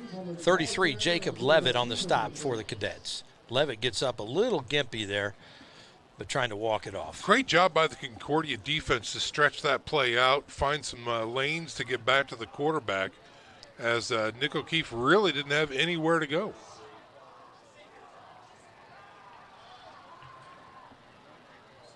Second and long. Here's a pitch. Gus Tippmann following his blocker, finds the seam, gets to the 40-yard line. That's going to bring up a 3rd and 2. Interesting play there, if we could see it again. O'Keefe pitches the ball. They're going hurry up, so maybe we're not going to get to it. But O'Keefe pitches the ball and then turns and leads through the hole as a blocker. 3rd and a long 2 now. Call it 3rd and 3, actually, for the Saints from the 40-yard line of Concordia. Oh, they were doing the hard count, and a Dwenger Saint moved. And that's going to set them back. 3rd and 8.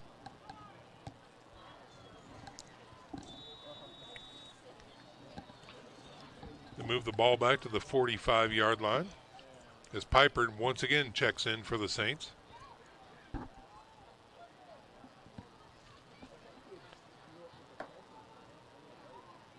Who's that fullback? 30-something? That's Jordo Nelson, or Jordo Fabini. Okay. He follows him right through the hole. Won't have enough for the first down as they get to the 40-yard line. That's about it. Jackson Bogan shoots, blocking to the whistle. In at guard now. Gus Tippmann, the ball carrier that time.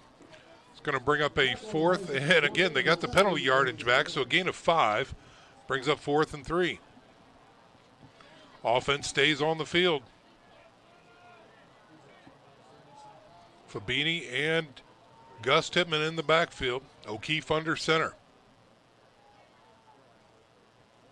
Give to Fabini. He's got the first down. He is tearing it down the field. He's dragging tacklers with him. That is a power play if I ever saw one right there. Freight train coming. No kidding. Wow. Let's take a look at that Powers Hamburger replay coming up here, because he was literally dragging a couple tacklers with him as he made his way through the line. See if we can take a look at it from the field even.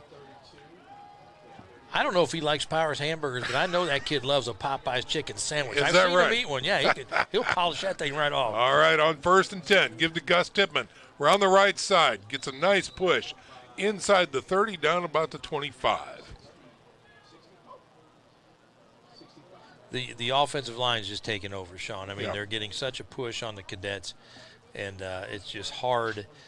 The Cadets are just outmanned in the trenches. Yeah, they are. You're seeing that right now. Well, and again, when we did the numbers, when we look at even Concordia's offensive line averages 5'10", 206.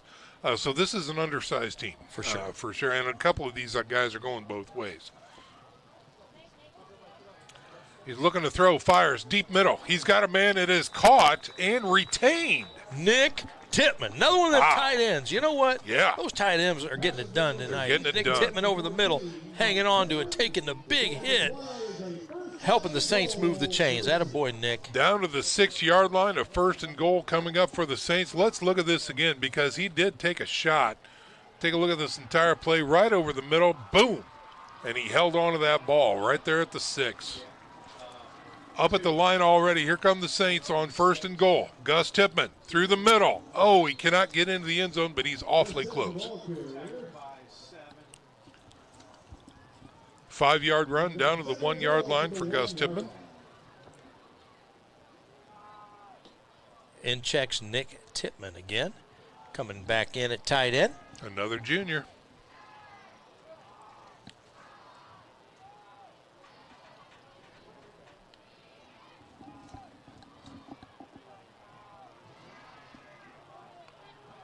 That's Knipscher as the tailback, or is that still Gus Tippmann?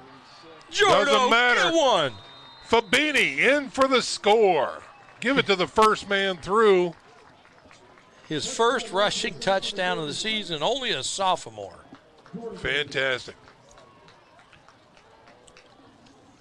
Just a little blast on the right side. There he is.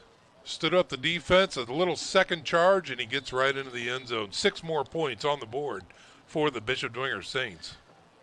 Big PAT here, Sean. Yes. Do I need to explain the 35-point rule? Hail Mary? It is good. No good. Oh, what? He didn't make it? Oh, my.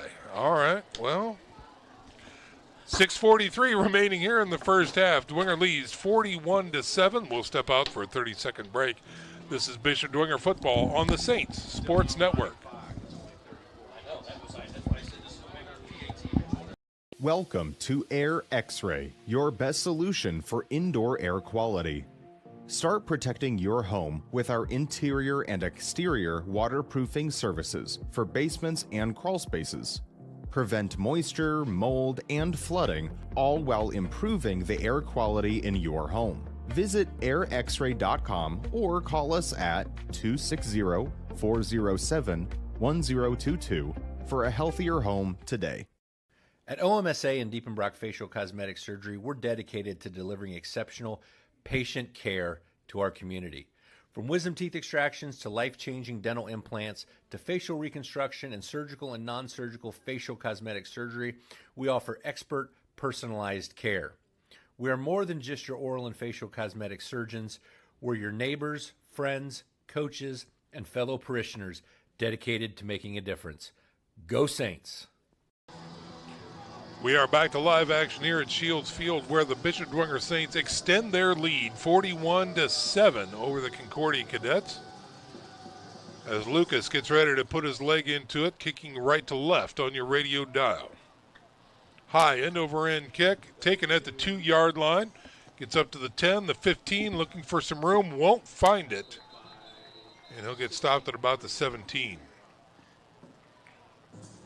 Return man that time for the Concordia Cadets is Noah Trent, number 1.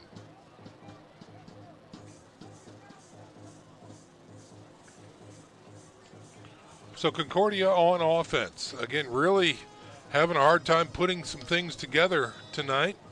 The passing attack has been sporadic, but when it has happened, it's been really, really good. See if they can put a drive together here in the second quarter.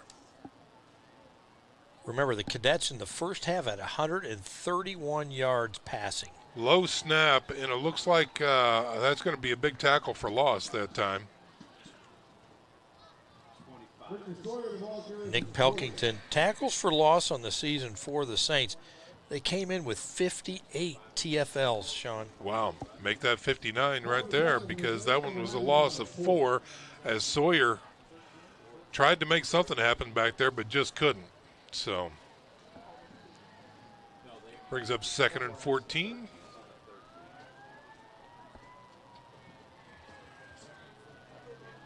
He's looking to throw, steps up, fires.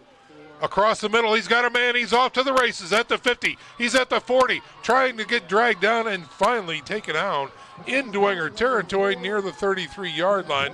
That is Jack Belshner, number 4. Jack Belshner again. They're just finding the holes in these zones, and Brady O'Keefe finally caught up to him and brought Belshner down, but not before a huge gain where the Cadets will have a first down at the Saints 32. Great route, finds him as he's going across. He high points it again, just good gallop after the catch. Belshner checks in. He's 6'3", 225, so he presents a nice target. Again, another throw. This one's going to be picked. The corner. Off. Carter Zent, the sophomore, picks it off. Wow, and kills the Cadet drive at the 11-yard line. Another interception on the night for the Bishop Dwenger Saint defense. The Saints came into the game with 4 interceptions. They have 2 on the night in the first half. Let's check it out right here. I don't know if there was some miscommunication or if he had to let go of the ball early, but there was nobody around except for Carter Zent. I think he was reading the eyes of the quarterback because he was right there. So another turnover gives the ball back to the Saints. About 5.5 to go here in the first half.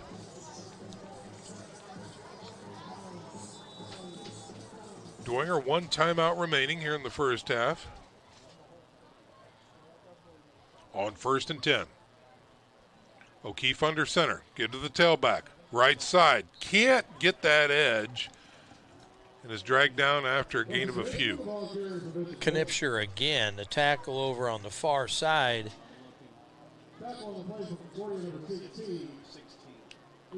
Ball resting at the 14-yard line. We'll call that a gain of 3. Ian Leidy on the stop.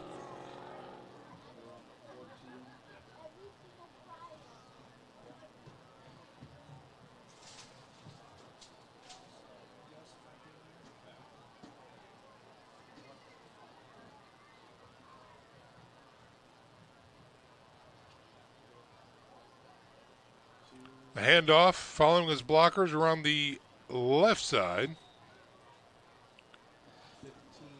as they push the scrum north of the 15 out to about the 18-yard line. It's going to bring up 3rd and short for the Saints. Cadets are stiffening up here on defense. Only allowing about 3 yards on those first 2 blast plays from the Saints.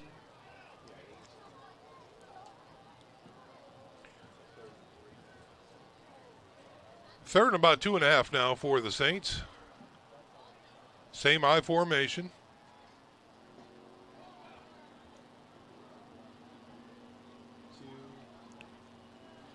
That should do it. That should be enough for a Saints first down. Again, they try that left side, and they are successful.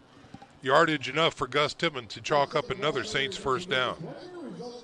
This is old school football right That's here, Sean. it. Line up in the eye. See if you can stop us. You wonder, can this get them through the sectional? There's some really tough competition in this sectional 19. We'll talk about that in the second half. I would, and again, I would like, we all know, and it's gospel, you've got to be able to throw at least some. And we've seen them throw at least a little bit tonight, but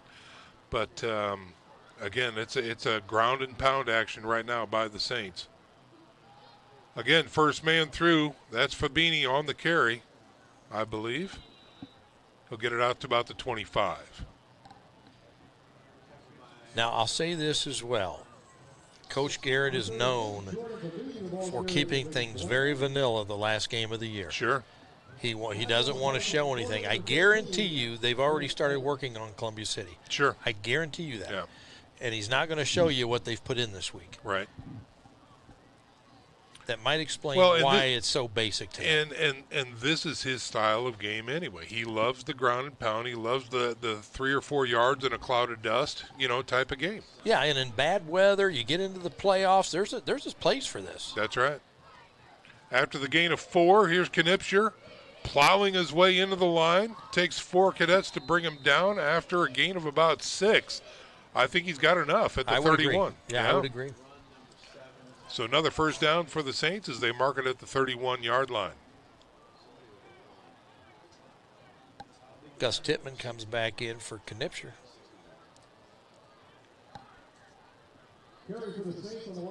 Two minutes. Coming up on 2 minutes in the first half here, Sean. You wonder if they're just going to keep pounding or if maybe they're going to try to get down to at least field goal range to try and spread that lead out a little bit. Now we got a whistle. Maybe to 35. 35 would be spectacular. We've got a timeout on the field. We've got a cadet coming off the field here. Might have to sit out a play. Leland Oliver. Might be an equipment issue.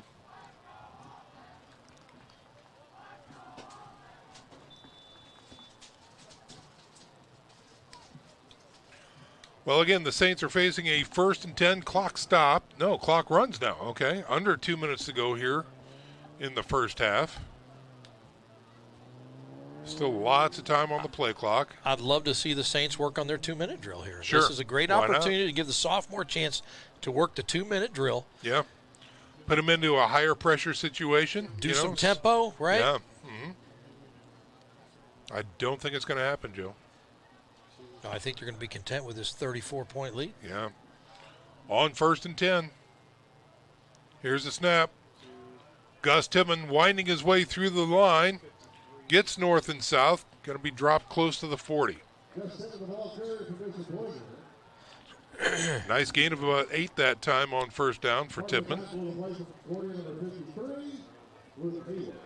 Will place the ball at the 39-yard line. Nick Tittman comes back in at tight end.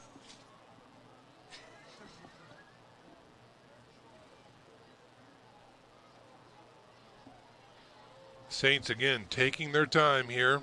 Under a minute to go here in the first half on 2nd and 2. Sophomore quarterback under center. Give to the first man through. Fabini's got the first down. Man, he brings a load. Look at that. Big push. He was hit at the line of scrimmage and still falls forward for a huge gain out to the 46. Looks like they'll have to run one more play, Sean, in this half.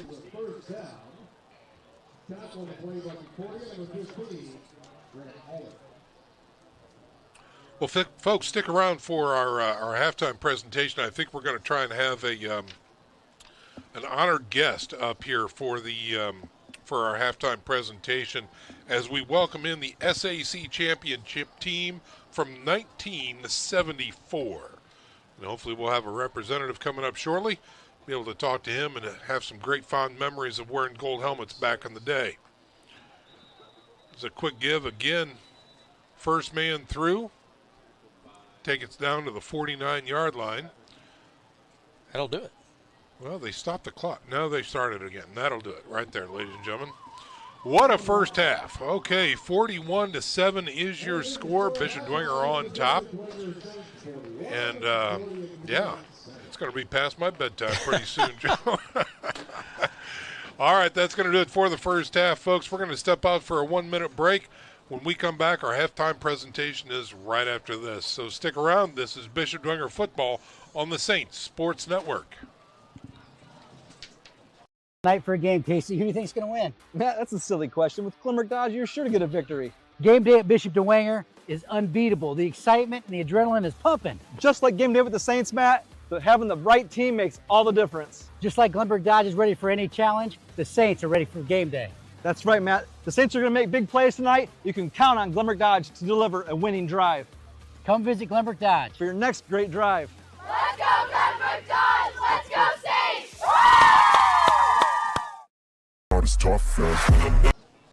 All right, folks. We are back to live action here at Shields Field, where the Bishop Dwenger Saints are on top of the Concordia Cadets, 41-7. This is our halftime presentation. Brian Gillett, our director, pointed out that the first quarter took 1 hour and the second quarter took 17 minutes. So, yeah, give that what you will, but we are only in the halftime here at Shields Field. where again the Bishop Dwenger Saints are in command. And Joe, when we take a look back at the first half there, the first thing that really kind of jumps out to me is how well the defense has played for the Bishop Dwenger Saints. Yeah, they've played well. They gave up a few big pass plays, but we knew that the Cadets could move the ball in the air. That's what they've shown this year. They've shown that they can't move the ball on the ground, and we saw that as well in the first half. Yeah. All right, well, as you can see, we've got some dignitaries coming out to the midfield stripe here. The 1974 SAC champions are in the house tonight.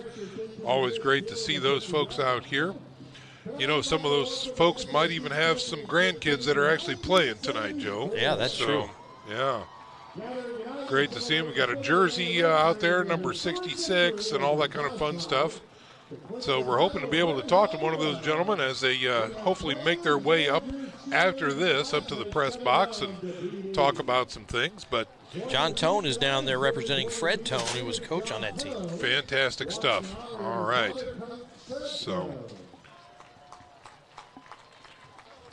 while the joyful happenings are happening down there and the band gets set up and ready to go, I think what we'd like to do is check in with our statistician, Terry Daisy. Terry, do you have some numbers for us for the first half? Yeah, I got some good numbers here the first half. Let's start with Concordia. They had 186 yards passing, a -5 rushing for a total of 181 yards on 25 plays. For them, their rushing, we're going to say Andrews because we don't know who number 3 is. We have a number 9. Yeah. He had a -21. Corbett had 3 for 8 yards. Sawyer had 5 for 8 yards. Passing, Andrews had 1 for 18. Corbett had 5 for 168 yards. Receiving, they had Noah Trent had 2 for 54. Jack Belschner had 2 for 79. Avery Cook had 1 for 18, and Jalen Campos had 1 for 35. For Dwenger, they had a total of 235 yards on 36 plays, 60 passing and 175 on the ground. And that was led by Tipman had 8 rushes for 65 yards. Knipscher had 12 for 62 yards. Fabini had 5 for 23. O'Keefe had 2 for 12. Shefferly had 2 for 6. Caden Bush I had for 1 for 7. Passing, O'Keefe had 2 for 60 yards, 2 completes. So the receivers were Russell. Beckham Russell had 1 for 41, and Tipman had 1 for 19. Go ahead. Terry, how many O'Keefe was 2 of what? How many attempts? Passing, O'Keefe was 2 of 6. Thank you. All right. Good stuff, Terry. Thanks very much for that.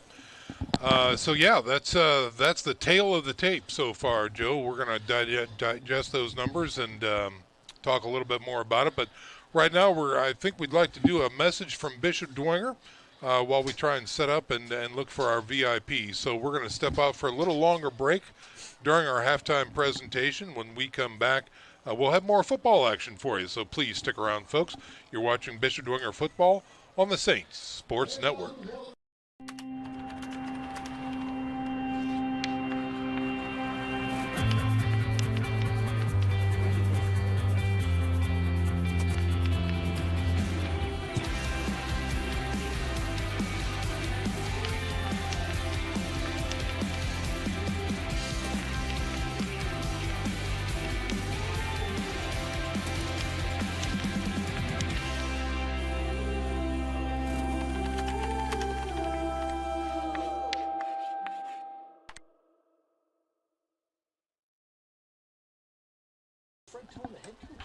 I couldn't be.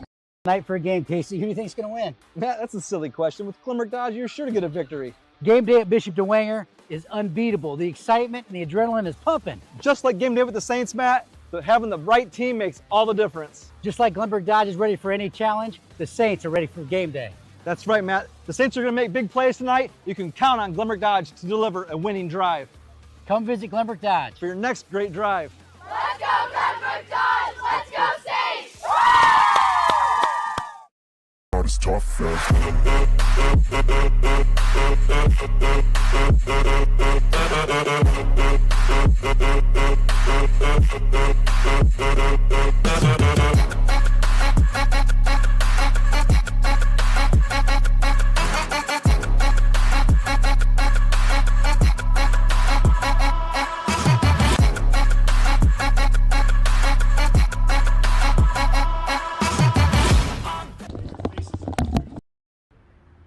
This is Bishop Dwenger. This is Bishop Dwenger. This is Bishop Dwenger. Let peace dwell here. Let our school be full of contentment. Let love abide here. Love of God. Love of mankind. And love of life itself. Let us remember. Just as many hands have built a house, so many hearts make a school. So many hearts make a school. So many hearts make a school. So many hearts make a school.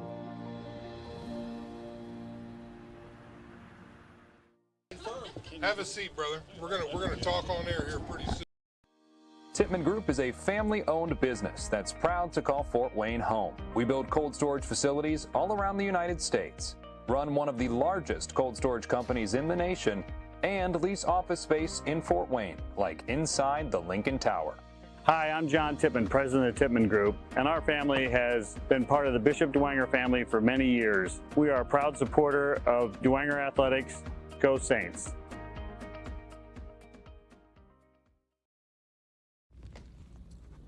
Salvatore's Italian Eatery was voted Reader's Choice for Best Italian Restaurant and Best Overall Restaurant.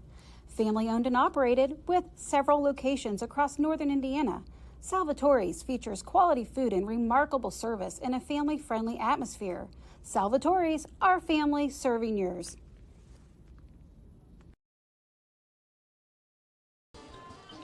Good evening, ladies and gentlemen, and welcome back to our halftime presentation, coming to you live from Shields Field here on the beautiful campus of Bishop Dwenger High School, where the Saints are on top and in charge against the Concordia Cadets, 41-7. Right now, we're coming to you from the press box here with a VIP guest. Always fantastic to have certain individuals that can add to our broadcast and add to the tradition of Bishop Dwenger football. We've got Dan Disser here, who was instrumental in the championship in 1974, winning the bell in the SAC championship. So, Dan, thanks very much for being with us. Well, thank you for having me. You bet. When we talk and we look back, and I saw the folks that were here, great numbers from the squad. Tell us fond memories, traditions, all that good stuff. What's coming to mind tonight when you come back and see the friendly confines? It's amazing. It's amazing. Just the entire fundamental traditions that Bishop Dwenger, we were talking about this over in the tent earlier with some of my teammates and the cheerleaders. The things that were instilled in us here about commitment, being part of a team, a brotherhood, a sisterhood, and these are things that we learned.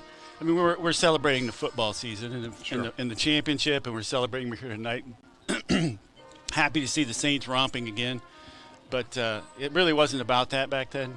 It was about, just loving each other and playing. I addressed the players before the game, and I said, look to the guy to your right, and look to the guy to your left. That's who you're playing for. You're not, and you're committed to that. And it's just. And I told him, I says, it's something that's going to stick with you the rest of your life, and you may not realize this right now. You're 16, 17, 18 years old. I said, but you're going to be 45 years old someday. You're going to wake up in the middle of the night, and you're just going to remember people and things and plays and. Well, and the people that got you there. We were talking a little bit before you got up here, but Coach Bart, as a man now, looking back as a child that you were, an adolescent, the impact that he had on you, and what led you to this point.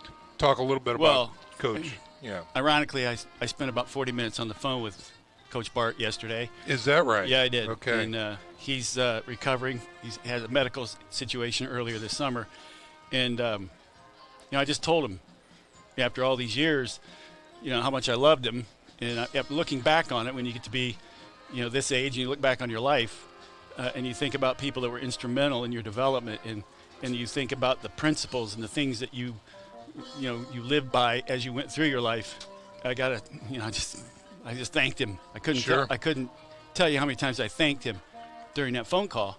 And I know when we were here, we were going through it because Bart was a tough disciplinarian.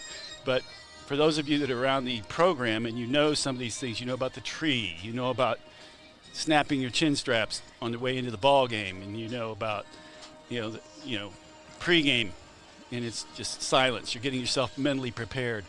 You're getting yourself mentally prepared for the game, but it wasn't just the game. He was teaching us how to get mentally prepared for life. Yeah.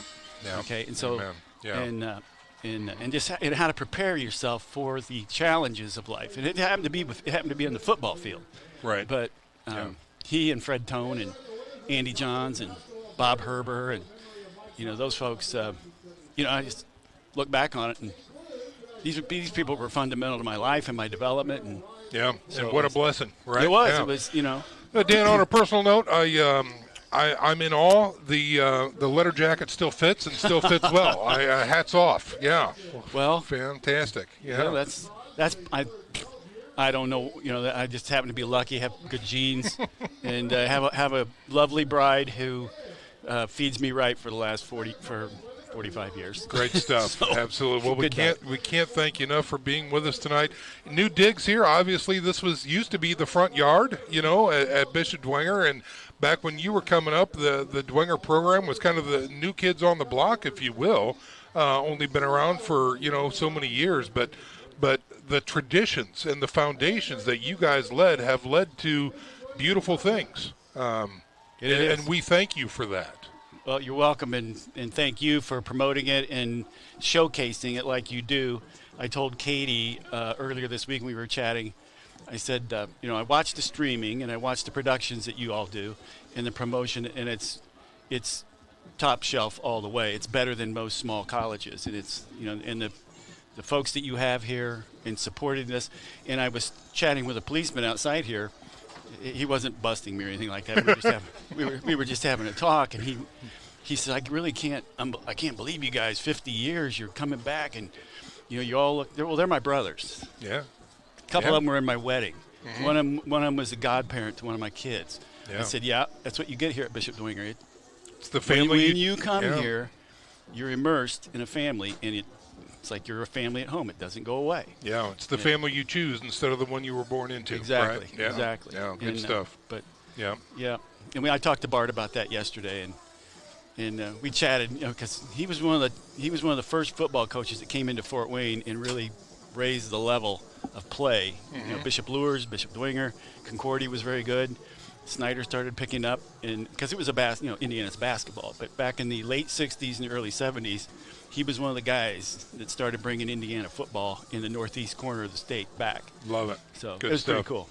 Well, Dan, I can't thank you enough for being with us. Our time runs short, but this has been a real pleasure. I can't thank you enough for coming out tonight. Well, thanks for having me. I want to give a shout out to my teammates. There was 3 or 4 of them that have had health issues and couldn't make it this week. A couple of them had surgeries, hip replacements and ankle replacements, and those guys.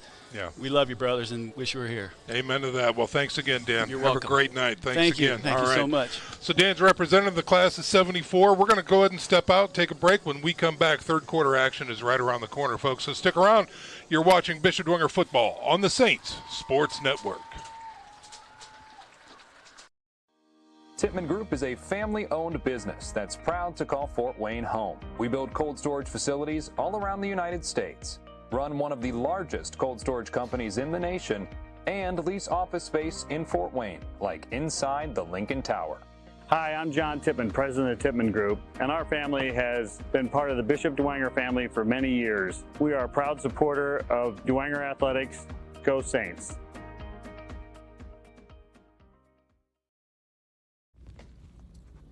Salvatore's Italian Eatery was voted Reader's Choice for Best Italian Restaurant and Best Overall Restaurant. Family owned and operated with several locations across northern Indiana, Salvatore's features quality food and remarkable service in a family-friendly atmosphere. Salvatore's, our family serving yours.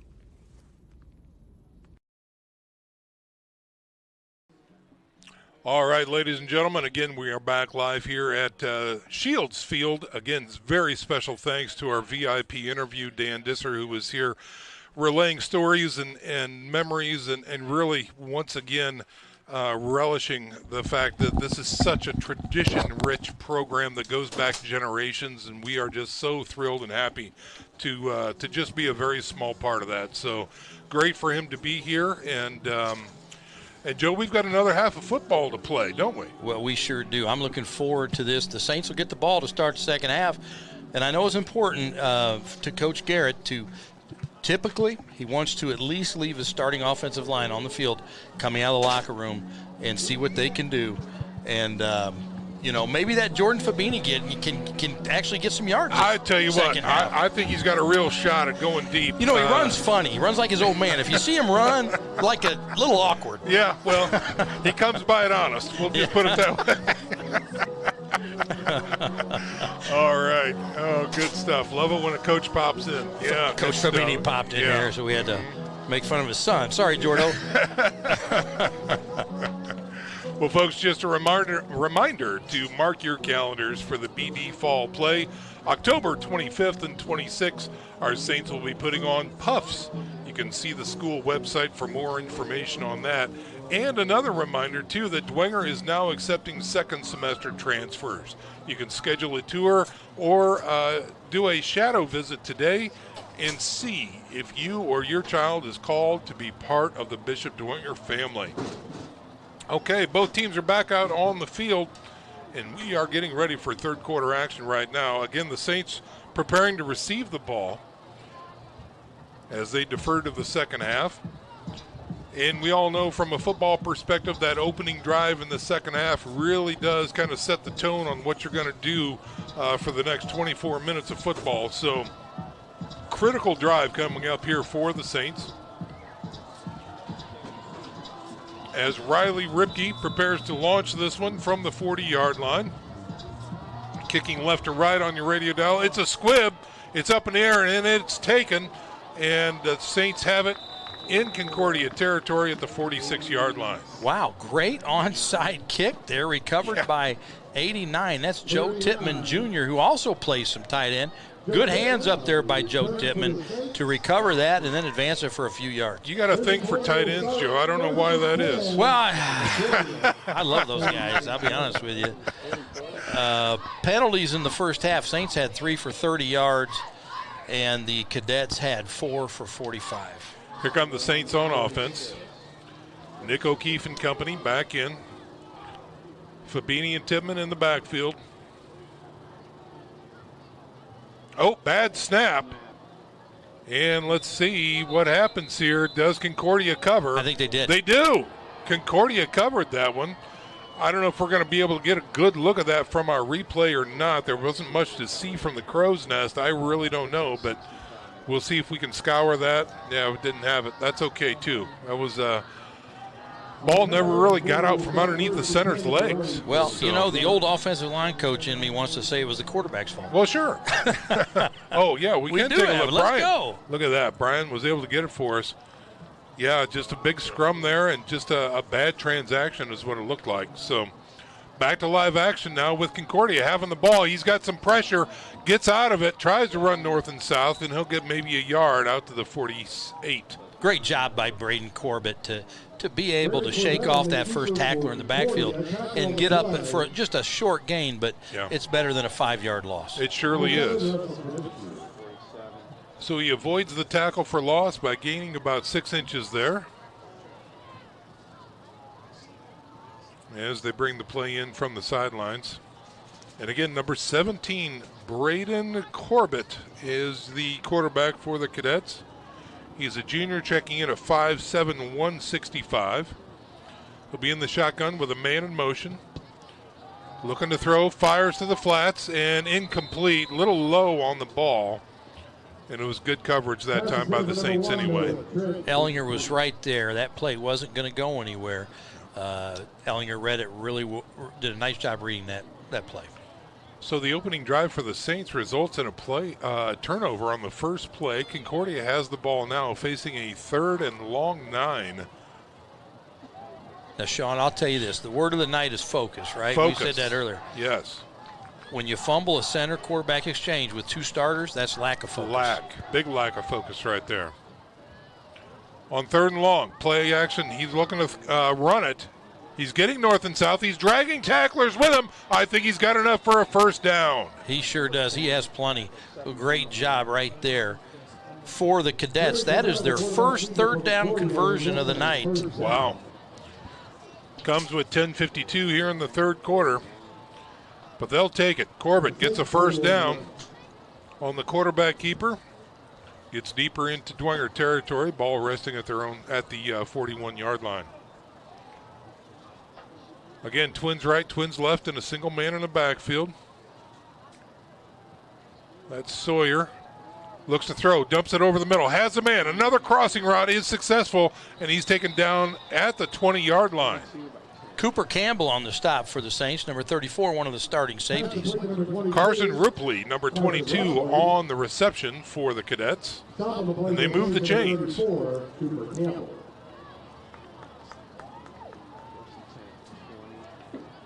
The Cadets average 156 yards passing on the season. 156 passing on the season. They had 186 in the first half. First half, yeah. All right, trips package to the left side. Looks to throw, looking right, firing right, into the flats, and incomplete that time. No good. Number 6, Avery Cook, the intended receiver, covered by O'Keefe.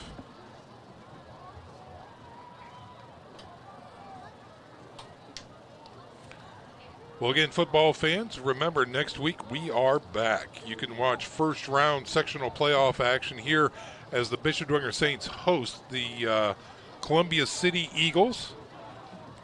But don't find us on YouTube. We'll tell you about that after this play. On 2nd and 10. We got movement. Offsides defense. That'll take them down to the 15-yard line. Next week, because it is playoff football action, we will be on IHSAA TV. So look for that app on your, you can search on your smart TV or your mobile device. Download that app, and then you can look for the Saints Sports Network. It's kind of the clearinghouse, if you will, for all the coverage across the state. IHSAA TV. On 2nd and 5. Quarterback pitch. Left side. He's got some room. That's Sawyer on the run. Trying to get to that first down marker. He's going to be just shy. Near the 10-yard line. Driven out of bounds by a couple Saints. Real close. They are inches away from a first down. And there's that speed option again. We saw that earlier in the game out of the Cadets. Yeah. And they had some success with it. The one time we did see it in the first half, they had some success there. That was a gain of 4. Brings up 3rd and 1 now for the Cadets.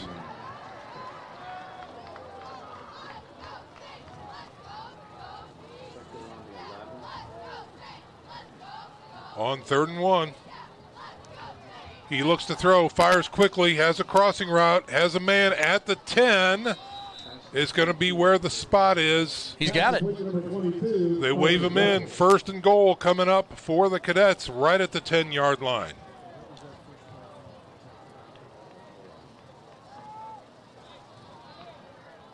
So the Cadets coming out strong here after the turnover. Can they put points on the board? Another critical way. Again, they started off with a turnover in a short field, Joe.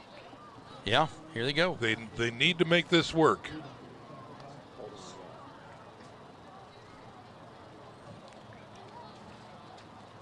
Fires, fade to the corner, up, high pointed, and in and out of the hands of the receiver, no good. You know, we talked a little bit about the Saints in their postseason play. For Concordia, they will be at Fairfield, and if in fact they move on from there, they will take on the winner of West Noble and Angola. We had a flag on that play. Oh, pass interference on the defense. They move it down to the 5-yard line and replay the down.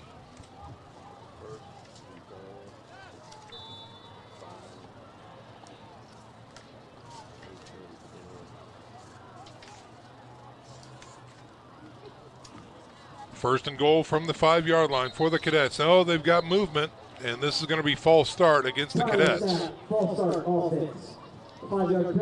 So the penalty against the Saints defense is negated with that false start, and they'll move it back to the 10. For the Dwenger Saints, if in fact they get past Columbia City, they will take on the winner of New Haven and Wayne.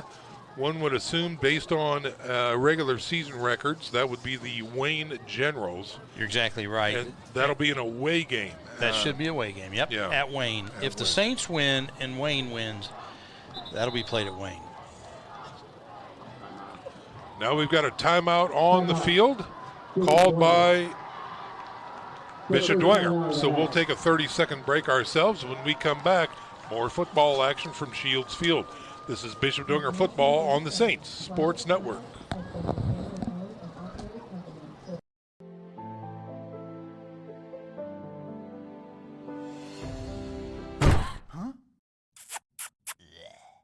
Dirty old furnace. Call MJM Mechanical. Dirty furnace? Clean it up with an MJM Mechanical furnace tune-up. Lower utility bills, increase furnace lifespan, and guarantee a breakdown-free season for only $89. Quality is not just something we say, it's in everything we do. So visit mjmfortwayne.com or call today. We are back to live action here. Timeout on the field called by the Bishop Dwenger Saints. The defense wanted to reset before this critical down. Concordia has the ball at the Saints' 10-yard line with a 1st and goal to go. So timeout is over, and here come the Cadets. Saints with a more traditional look, Joe, tonight, wearing the gold pants and the blue jerseys. Yeah, we've seen some variations over the last couple of weeks, but back to the basics here. Here's a snap. Give to Sawyer through the middle. He's got some room. Oh, he's stuck at the 7-yard line and dropped immediately. That's Jordo Fabini there, 36 with that big hit. He got a good start off the edge there and just hit kind of the brick wall with Fabini. I thought he was going to get more than 3. Yeah, I agree. It looked like that was going to be a pretty good gain for the Cadets, and Jordan shut it right down. Yeah.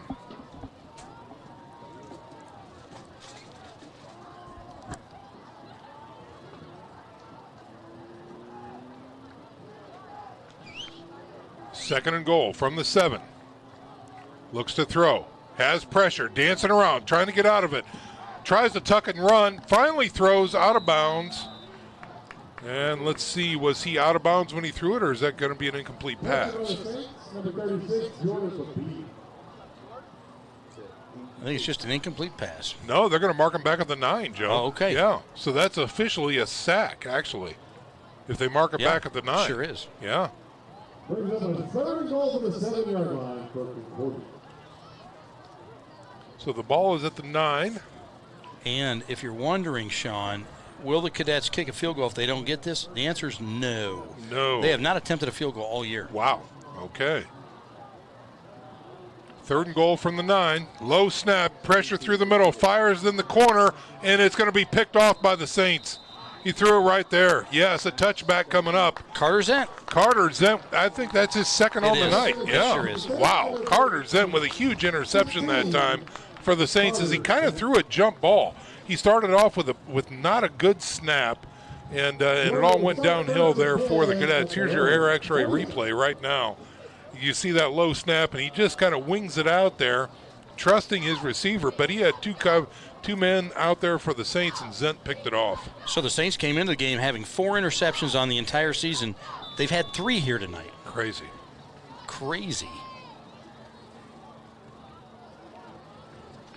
Nick O'Keefe in the offense, back out on the field, starting their 3rd quarter drive with 7:52 to go in the quarter. Here's a snap. Give to the tailback around the edge. Going north and south, out past the 20 to the 26. Luke Harbor is the ball carrier, a senior kid that plays all heart, guys. This kid gives you everything he has in practice. He's an amazingly hard worker. Getting his chance here on Friday night to get a little tailback. Harbor with a 6-yard run brings up 2nd and 4 for the Saints.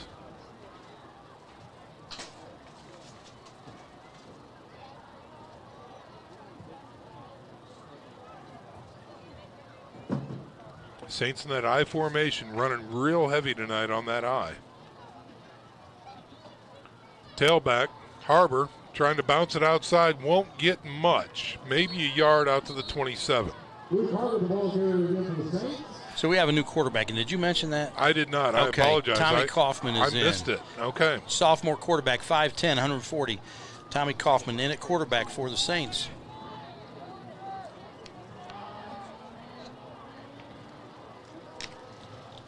Nick Tippmann checking in. Tommy Kaufman really had an amazing year at the JV level, did a lot of good things for that junior varsity team. Getting a shot here to get some experience under the lights on Friday night. Kaufman wearing number 19 for the Saints. Double tight end for the Saints here. 3rd and 3. Here's a snap. Tailback looking for some room. He's got the first down and keeps churning and churning. Big scrum near the 36, and they're going to move the chains. The Saints in the first half converted 3 out of 4 third down attempts. That was their first attempt here in the second half, and they converted. So they're 4 out of 5 on the night converting on third down. Great job by Luke Harbor getting the first down there. Tommy Kaufman coming in from the sidelines with the play.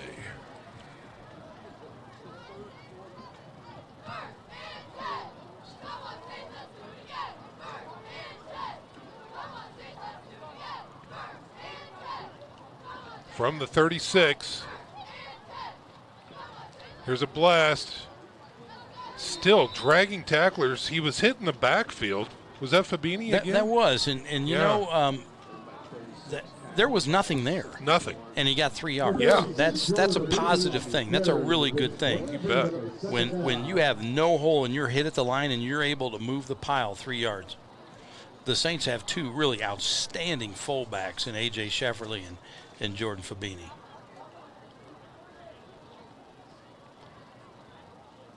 Second and 7.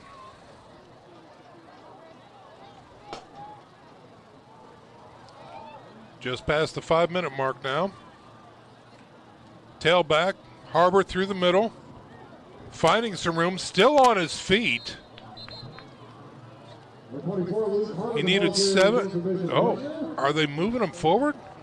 I think he's going to be a little shy, but the side judge says move the chains. Move the chains. Okay. I got dinner plans. Gain of 7 yards and 2 inches. There we go. Okay, 1st and 10 coming up for the Saints after another hard run by Harbor.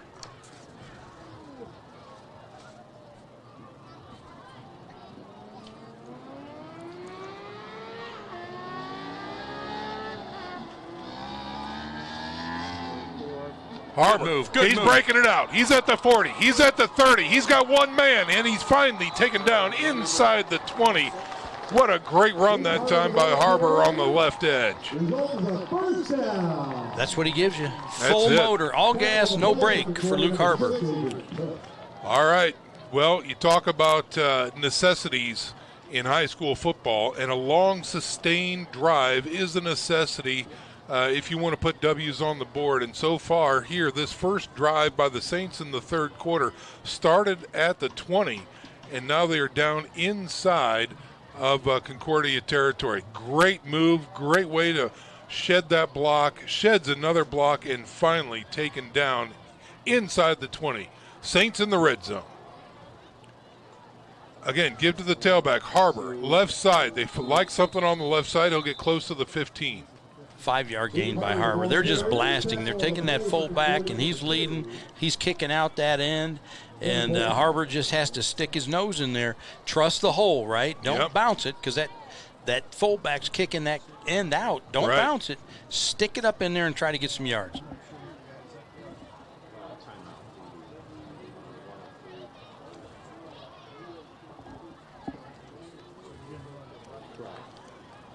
Second and 5 coming up for the Saints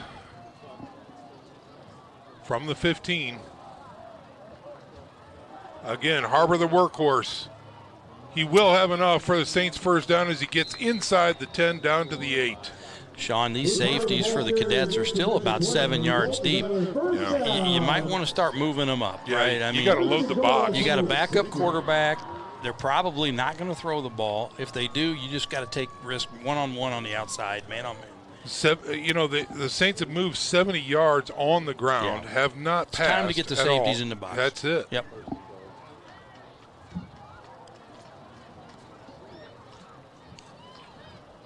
First and goal from the 8.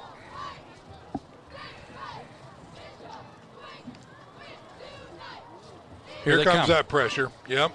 Harbor has stood up at the line of scrimmage. Maybe gets a yard. Did the ball come out? There was a swarm as he One was of the going Saints down. jumped into the pile late, like maybe the ball was out. And it is. Did they motion? Yeah, Cadets have the ball. Fumble in the red zone. Unbelievable.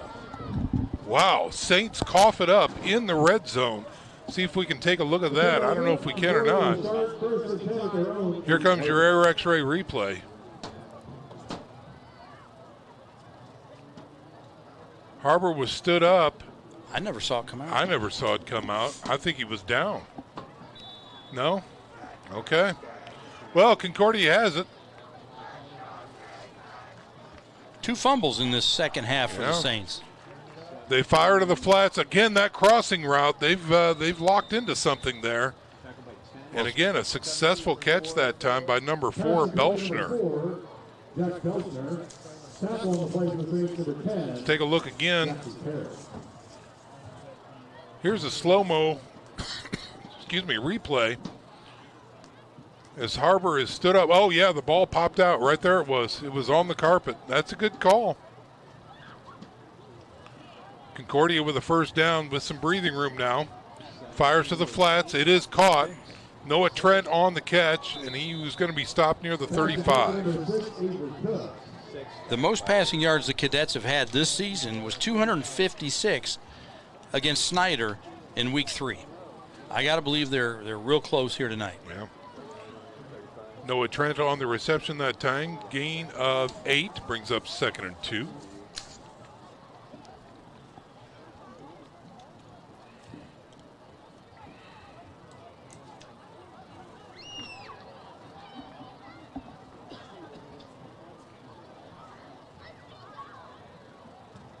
Looking to throw. Quick one over the middle. Again, successful. Past the 40 out to the 43. Catch that time again. Noah Trent on the reception. Cadets moving the ball now as they walk the chains down the field.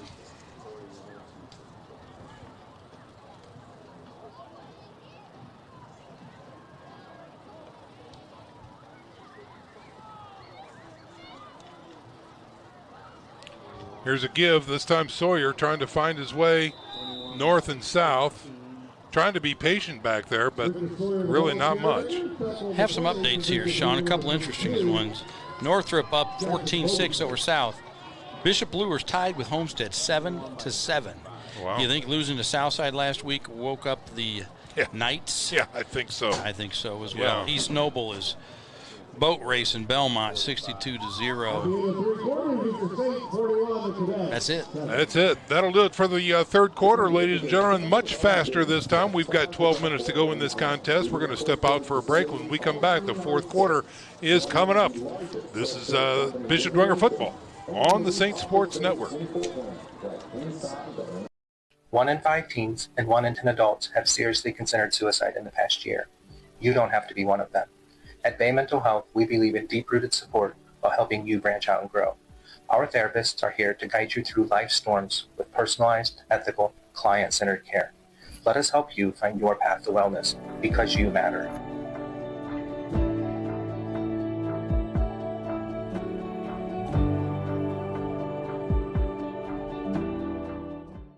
Salt Delivered was recently formed by a current Bishop Dwenger student. At Salt Delivered, we deliver high-quality Morton Rust Defense salt directly to your business or home. At $11 per bag, you'll save money compared to prices at the gas station or grocery store. You won't have to break your back loading and unloading, and you'll be supporting the college fund for a local student. Whether you need 5 bags or 2 full pallets, Salt Delivered will promptly and courteously deliver them to your door. Ladies and gentlemen, another pass by the Concordia Cadets is successful into Dwenger territory down to the 40-yard line. And Trying to get a read, I believe. That was Henley on the catch.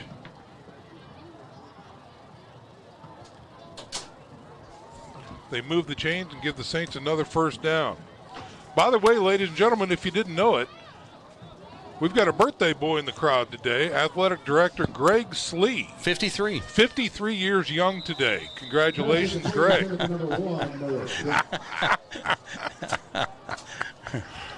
Incomplete He's taking pass. his birthday dinner. Yeah, he's going. Absolutely. They burn that first down on the incompletion, brings up 2nd and 10 from the 40.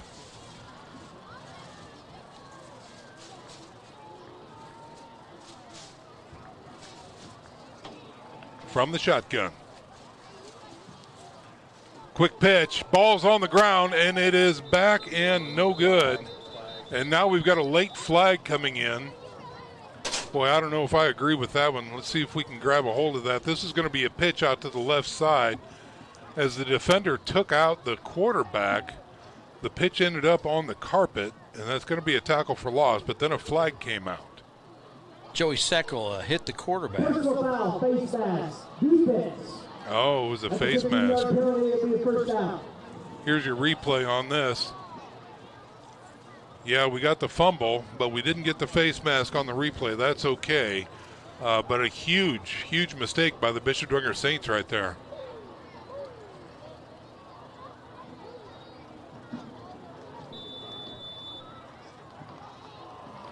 So they mark it off, take it inside the 30 down to the 25-yard line.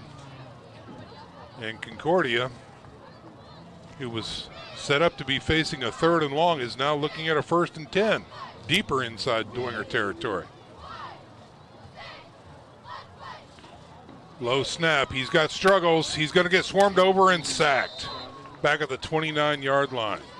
Sean, if some of the viewers are concerned because the Cadets keep completing passes in that zone in front of the safeties, don't worry about it. Yeah. The defense isn't showing anything tonight. Right. They will mix up coverages. They will have a plan for the playoffs. They're staying in their base, and that's okay. This game's over. Yeah. They're not giving any film to Columbia City. That's right. It was decided early on, and now they are going through the motions, if you will.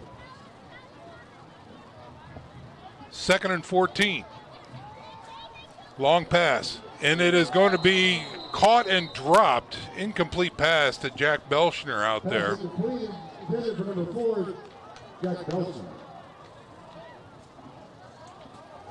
So a 3rd and 14 now coming up. Couldn't see who that was in coverage. Logan Parrish, maybe, number 35? Could have been. I think you're right. Yep. 35, Logan Parrish, sophomore. So we've got some quote-unquote clean jerseys in there now for the Dwenger defense. On 3rd and 14, here's a snap. Pressure comes. He gets hit as he's throwing it. He sure did. Incomplete. Knipscher did a great job. I don't know if we have that, but Knipscher, there was a running back came out to block Knipscher. He just cut right under him and right went untouched to the quarterback. Amazing. And really did a nice job hitting the quarterback as he released it.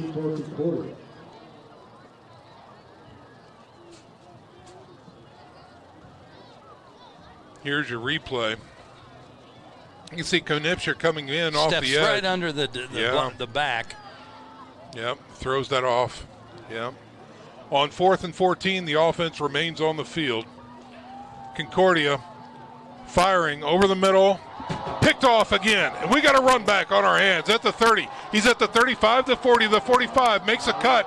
Drop near the midfield stripe is number 85. Thomas Danis, the sophomore, 5'9", 145, gets his first varsity interception and the 8th interception of the season for the Saints. The Saints have now doubled their interceptions on the year in one game. They came in with 4. They have 4 tonight, total of 8 on the year. Great job by the Saints defense tonight.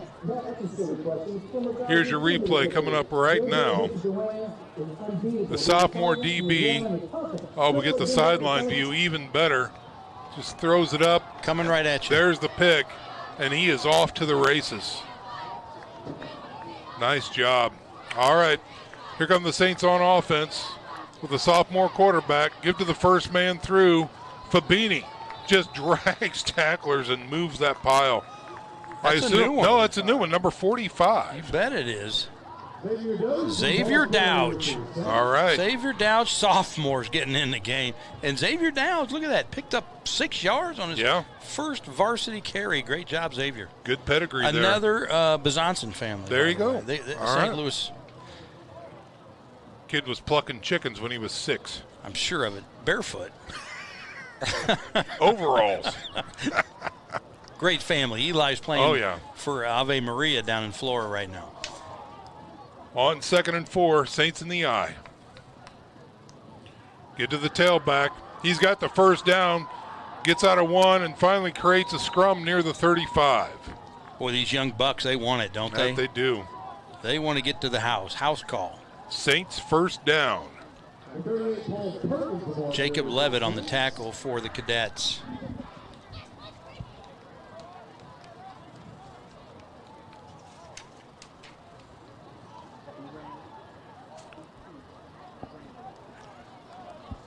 Trying to get a number on that. Was that Perkins?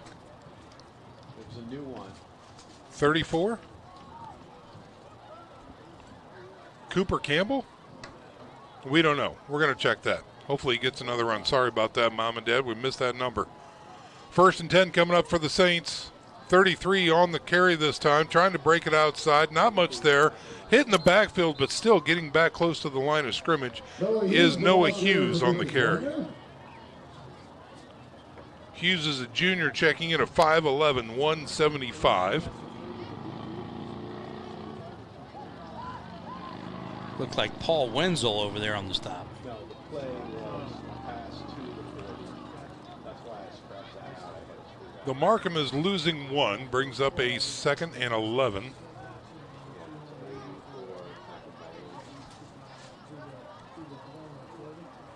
Working off the left hash mark are the Saints. Pressure coming. Tailback this time on the left side. Gain of about 3. That's going to bring up a 3rd and a big test here for the Saints to see if they can keep this drive alive. Looks like an entirely new offensive line in there for the Saints right now. I think so. As Diaris King checks in, number 27 as well. He's another sophomore. There'll be a wideout here on the right side at the bottom of your screen.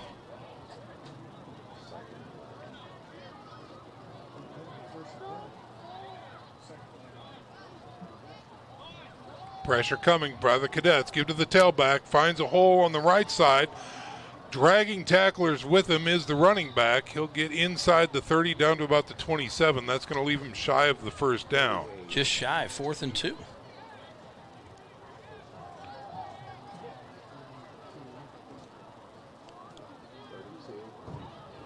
Hughes checking back in for the Saints as the offense remains on the field. 6.5 to go in the contest. 4th and 2 coming up for the Gold Helmets. Oh, I'm sorry. What's he on, 27? Fullback hit immediately. Still trying to push. No good. He's not going to get it. Get back to the line of scrimmage, if that, and that's going to be a turnover on downs as they give the ball back to Concordia with 6:08 to go here in the contest. Sean, let's talk a little bit about the Saints sectional. How about that? Yeah. Sectional 19. Very competitive. We talked about that before. If you look at the Sagarin power rankings of that sectional, they have Bishop Dwenger ranked 4th. Okay. Behind East Noble, Columbia City, and Leo. Now, the Saints also have the toughest schedule, 19th toughest schedule in the entire state out of any and all classes. Will that strength of schedule pay off in this sectional? If you look at the odds, yeah, we even have odds, Sean. Mm-hmm. East Noble is the odds-on favorite to represent the North right on Thanksgiving weekend down at Lucas Oil. They have a 25% chance to be the 4A representative from the North. The Saints, they give the Saints a 2% chance. According to Sagarin. According to Sagarin, 2% chance of getting down there. Now, you talk about all-time sectional championships. I like this one. Yep. Number 1 in the state, Carmel, 32 sectional championships. Number 2, Snyder, 29 championships. Bishop Dwenger is tied for 3rd with Cathedral with 28 sectional titles. And Bishop Luers is 4th with 27. So the Saints know how to win sectionals. Can they win this sectional?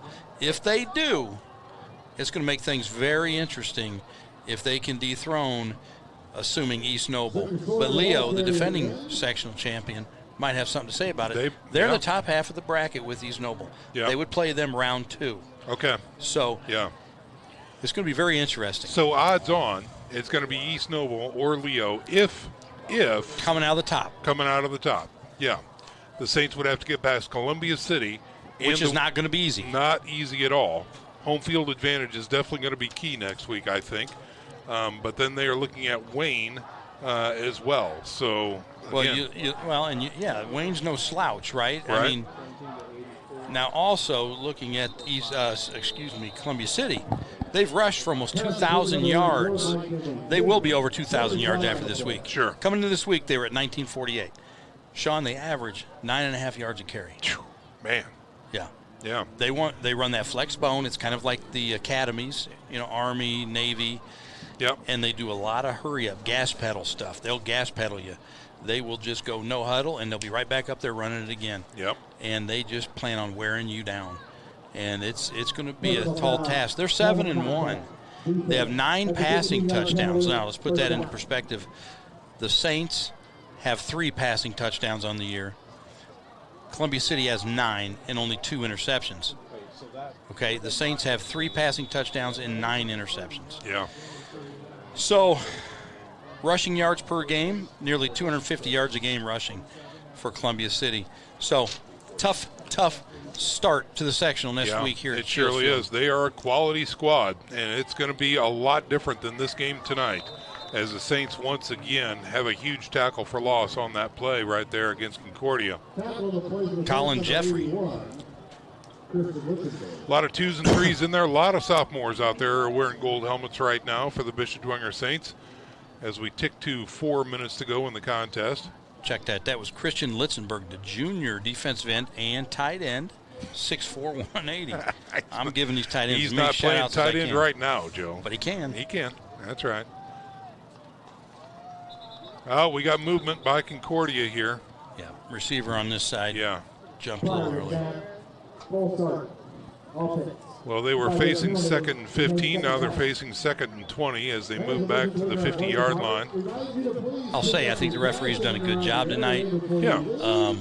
It's been a clean game. And once we got through that exhausting first quarter. Moved pretty good. Yeah. Everything's moved pretty good. That's right. Concordia with a 2nd and 20 on tap. Here's a give, got backside pressure, another tackle for loss against Victor Sawyer that time. Christian Litzenberg and Gunnar McCarthy, maybe? No, Harbor. Well, football fans, since 1968, Tippmann Group has been a family-owned business providing that personal touch with all customers. Thank you to the Tippmann Group for supporting our Saints.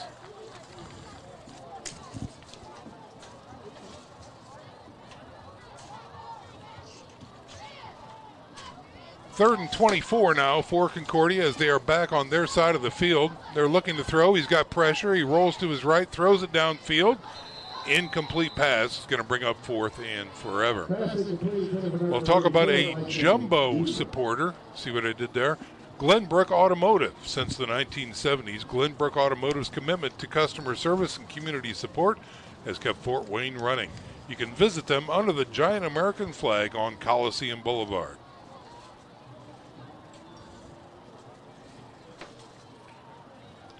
Well, I don't know what you have in store for 4th and 24, but let's see what it is coming up here for the Cadets.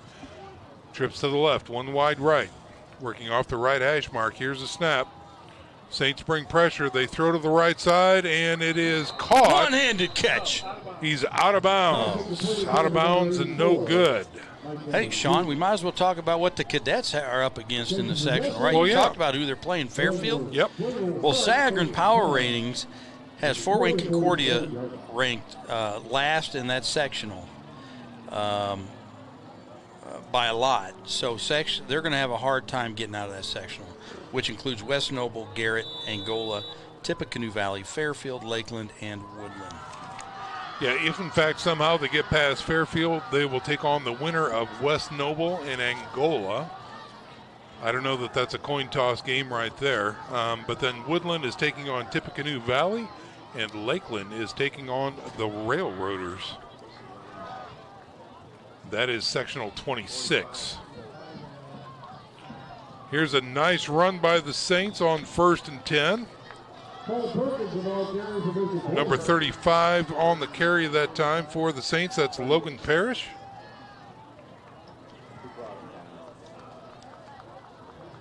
Caden's trying to give me the right numbers. I don't understand all this new math. Gain of 9 that time brings up 2nd and 9. Darius King in there as well in the game. A couple scores here. Bishop Luers now up 14-7 over Homestead. Wow. And Okay. Northrop 14-13 over South. 2nd and 1 for the Saints. Give to the fullback this time, number 45 on the carry. Xavier Dowdge. Dowdge again. Should have enough for the first down. Oh, fumble. The ball was fumbled and went back to Concordia. Now, kids from Besançon don't fumble. Well, Joe, apparently they do. Let's see if we can find it.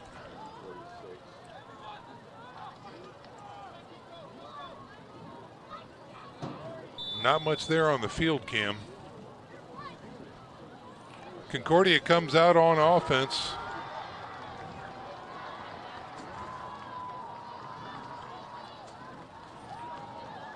They keep it on the ground, give to Sawyer this time. He gets back to the line of scrimmage before getting knocked around and dropped by number 33 that time. That's Noah Hughes. Here's your replay. Is this the fumble, Brian? Yeah, there's the fumble. Give to Dowdge. It looks almost immediately that, as he was trying to skinny his way through that hole, the ball was coughed up.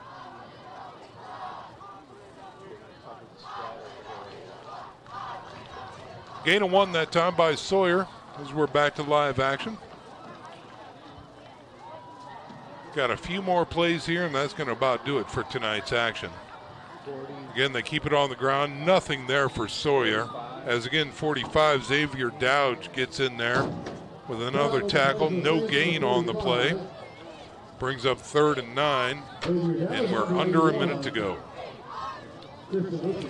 Well, again, football fans, join us here next week as the Bishop Dwenger Saints will host the Columbia City Eagles for the Sectional 1.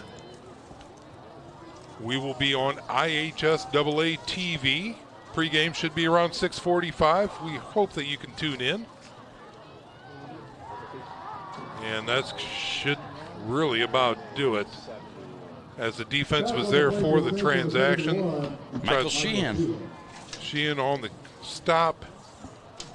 As Paulin, number 40, was the ball carrier. Play really goes nowhere, and that should really about do it. 6, 5, 4. The offense is not interested in snapping the ball again, and that's going to do it, ladies and gentlemen. Saints with a massive win tonight over the Concordia Cadets, 41-7. We're going to step out for a little bit and give Terry an opportunity to put the numbers together. It'll be very interesting to hear the final numbers of tonight's contest. So we'll step out for about a minute, and our post-game presentation will come up right after that. Stick around, football fans. This is Bishop Dwenger Football on the Saints Sports Network. Welcome to Air X-Ray, your best solution for indoor air quality. Start protecting your home with our interior and exterior waterproofing services for basements and crawl spaces. Prevent moisture, mold, and flooding, all while improving the air quality in your home. Visit airxray.com or call us at 260-407-1022 for a healthier home today. At OMSA and Diepenbrock Facial Cosmetic Surgery, we're dedicated to delivering exceptional patient care to our community. From wisdom teeth extractions to life-changing dental implants to facial reconstruction and surgical and non-surgical facial cosmetic surgery, we offer expert, personalized care. We are more than just your oral and facial cosmetic surgeons. We're your neighbors, friends, coaches, and fellow parishioners dedicated to making a difference. Go Saints! Welcome back to Shields Field, ladies and gentlemen. Reporting your final score here tonight. Bishop Dwenger 41, Concordia 7. Game is over and both squads have gone through the handshakes at midfield, and that's going to do it for the contest tonight. Again, a reminder that the Bishop Dwenger Saints will be home next week against the Columbia City Eagles. So we see the team huddled by the sanctuary there, celebrating their victory. Looks like a lot of the kids maybe have jettisoned early as the game was kind of decided really in the first quarter. This was a lopsided event tonight, Joe.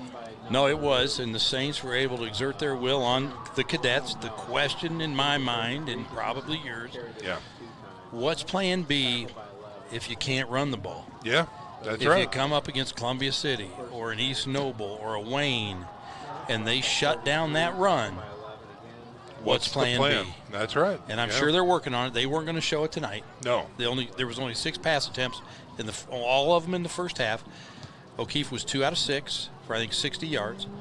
But they just have to be ready with that plan B. That they do, absolutely. I think from a defensive standpoint, I would have liked to seen the Saints have maybe a little tougher opponent to get ready, for next week. But, they had pick sixes, they had interceptions, they had sacks, they had tackles for loss. I think the Saints defense showed up very well tonight. But they're not going to have the same caliber of opponent next week. Well, and Sean, the defense is 100% good enough to win a sectional and go on and make a deep run. The special teams is 100% good enough to make a deep run playoffs. The question mark is, how good is this offense, right? That's right. They've struggled. They've got a backup quarterback. They've changed things up from play calling standpoint. Can the offense get it together, and can they get all 3 phases working together and at a high level and make a run? That's right. And we will find out next week. Again, we will be broadcasting live from here, Shields Field. We would like and encourage every Saint faithful person to come out and cheer on the Saints in person. But if you can't make it, IHSAA TV is your app. So please feel free to download that onto your smart TV or your device, and then you can maybe cast it to your TV, whatever it takes. Be sure to download that app because it supports the IHSAA, and we truly enjoy that as well. So again, great to be with you tonight. Seeing if get a nod here from Terry on some final numbers. I think he and Matt are still working out some final details on the numbers for tonight. We may or may not get a total here soon, which means we may or may not talk to you about the final stats. We'll see. I don't know. But we see the Saints down at the south end of the field underneath the crucifix, taking a knee, listening to the coaches. And, Joe, you've been in those meetings down there. Give us a flavor of what the coaches might be talking to the kids right now. Well, I can guarantee you the message from about every one of those coaches is going to be, hey, guys, we did some good things tonight, but it gets real next week. Yeah. If we lose going forward, we're done. Yeah. And it's about playing your guts out for your brother next to you, right? Just like Mr. Disser said. And that's the message they're giving them. It gets real now, guys, and it's we got to play better. Yeah. We got to play better. Yeah. And I'll tell you this. The game is never as good as you think it is, and it was never as bad as you think it is. Right. When you go back and watch film and you think, wow, we played terrible, you look at the film and you're like, gosh, it wasn't that bad. Mm-hmm. Or when you think you played great, you look at it and you're like, it wasn't that great. Yeah. It's so they've got things to work on. They'll identify those. That coaching staff does a great job. They'll identify it. And these guys will get ready to play for the second season, and they're playing a great opponent. It's going to be a dogfight. It will be a dogfight, and we're going to be here for it, ladies and gentlemen. So thank you very much. We're going to go ahead and call it a night right now, and some very special thanks to the entire Saints Sports Network team. Our executive producer is Katie Slee. Our director is Brian Gillett. Our production assistant is Caden. Our Crow's Nest camera operator is Rick Sosenheimer. On the field tonight was Joe Romy. For Joe Wharton, I'm Sean McBride, wishing you all a good night. May God bless you, and we'll see you on the sidelines. This is the Saints Sports Network.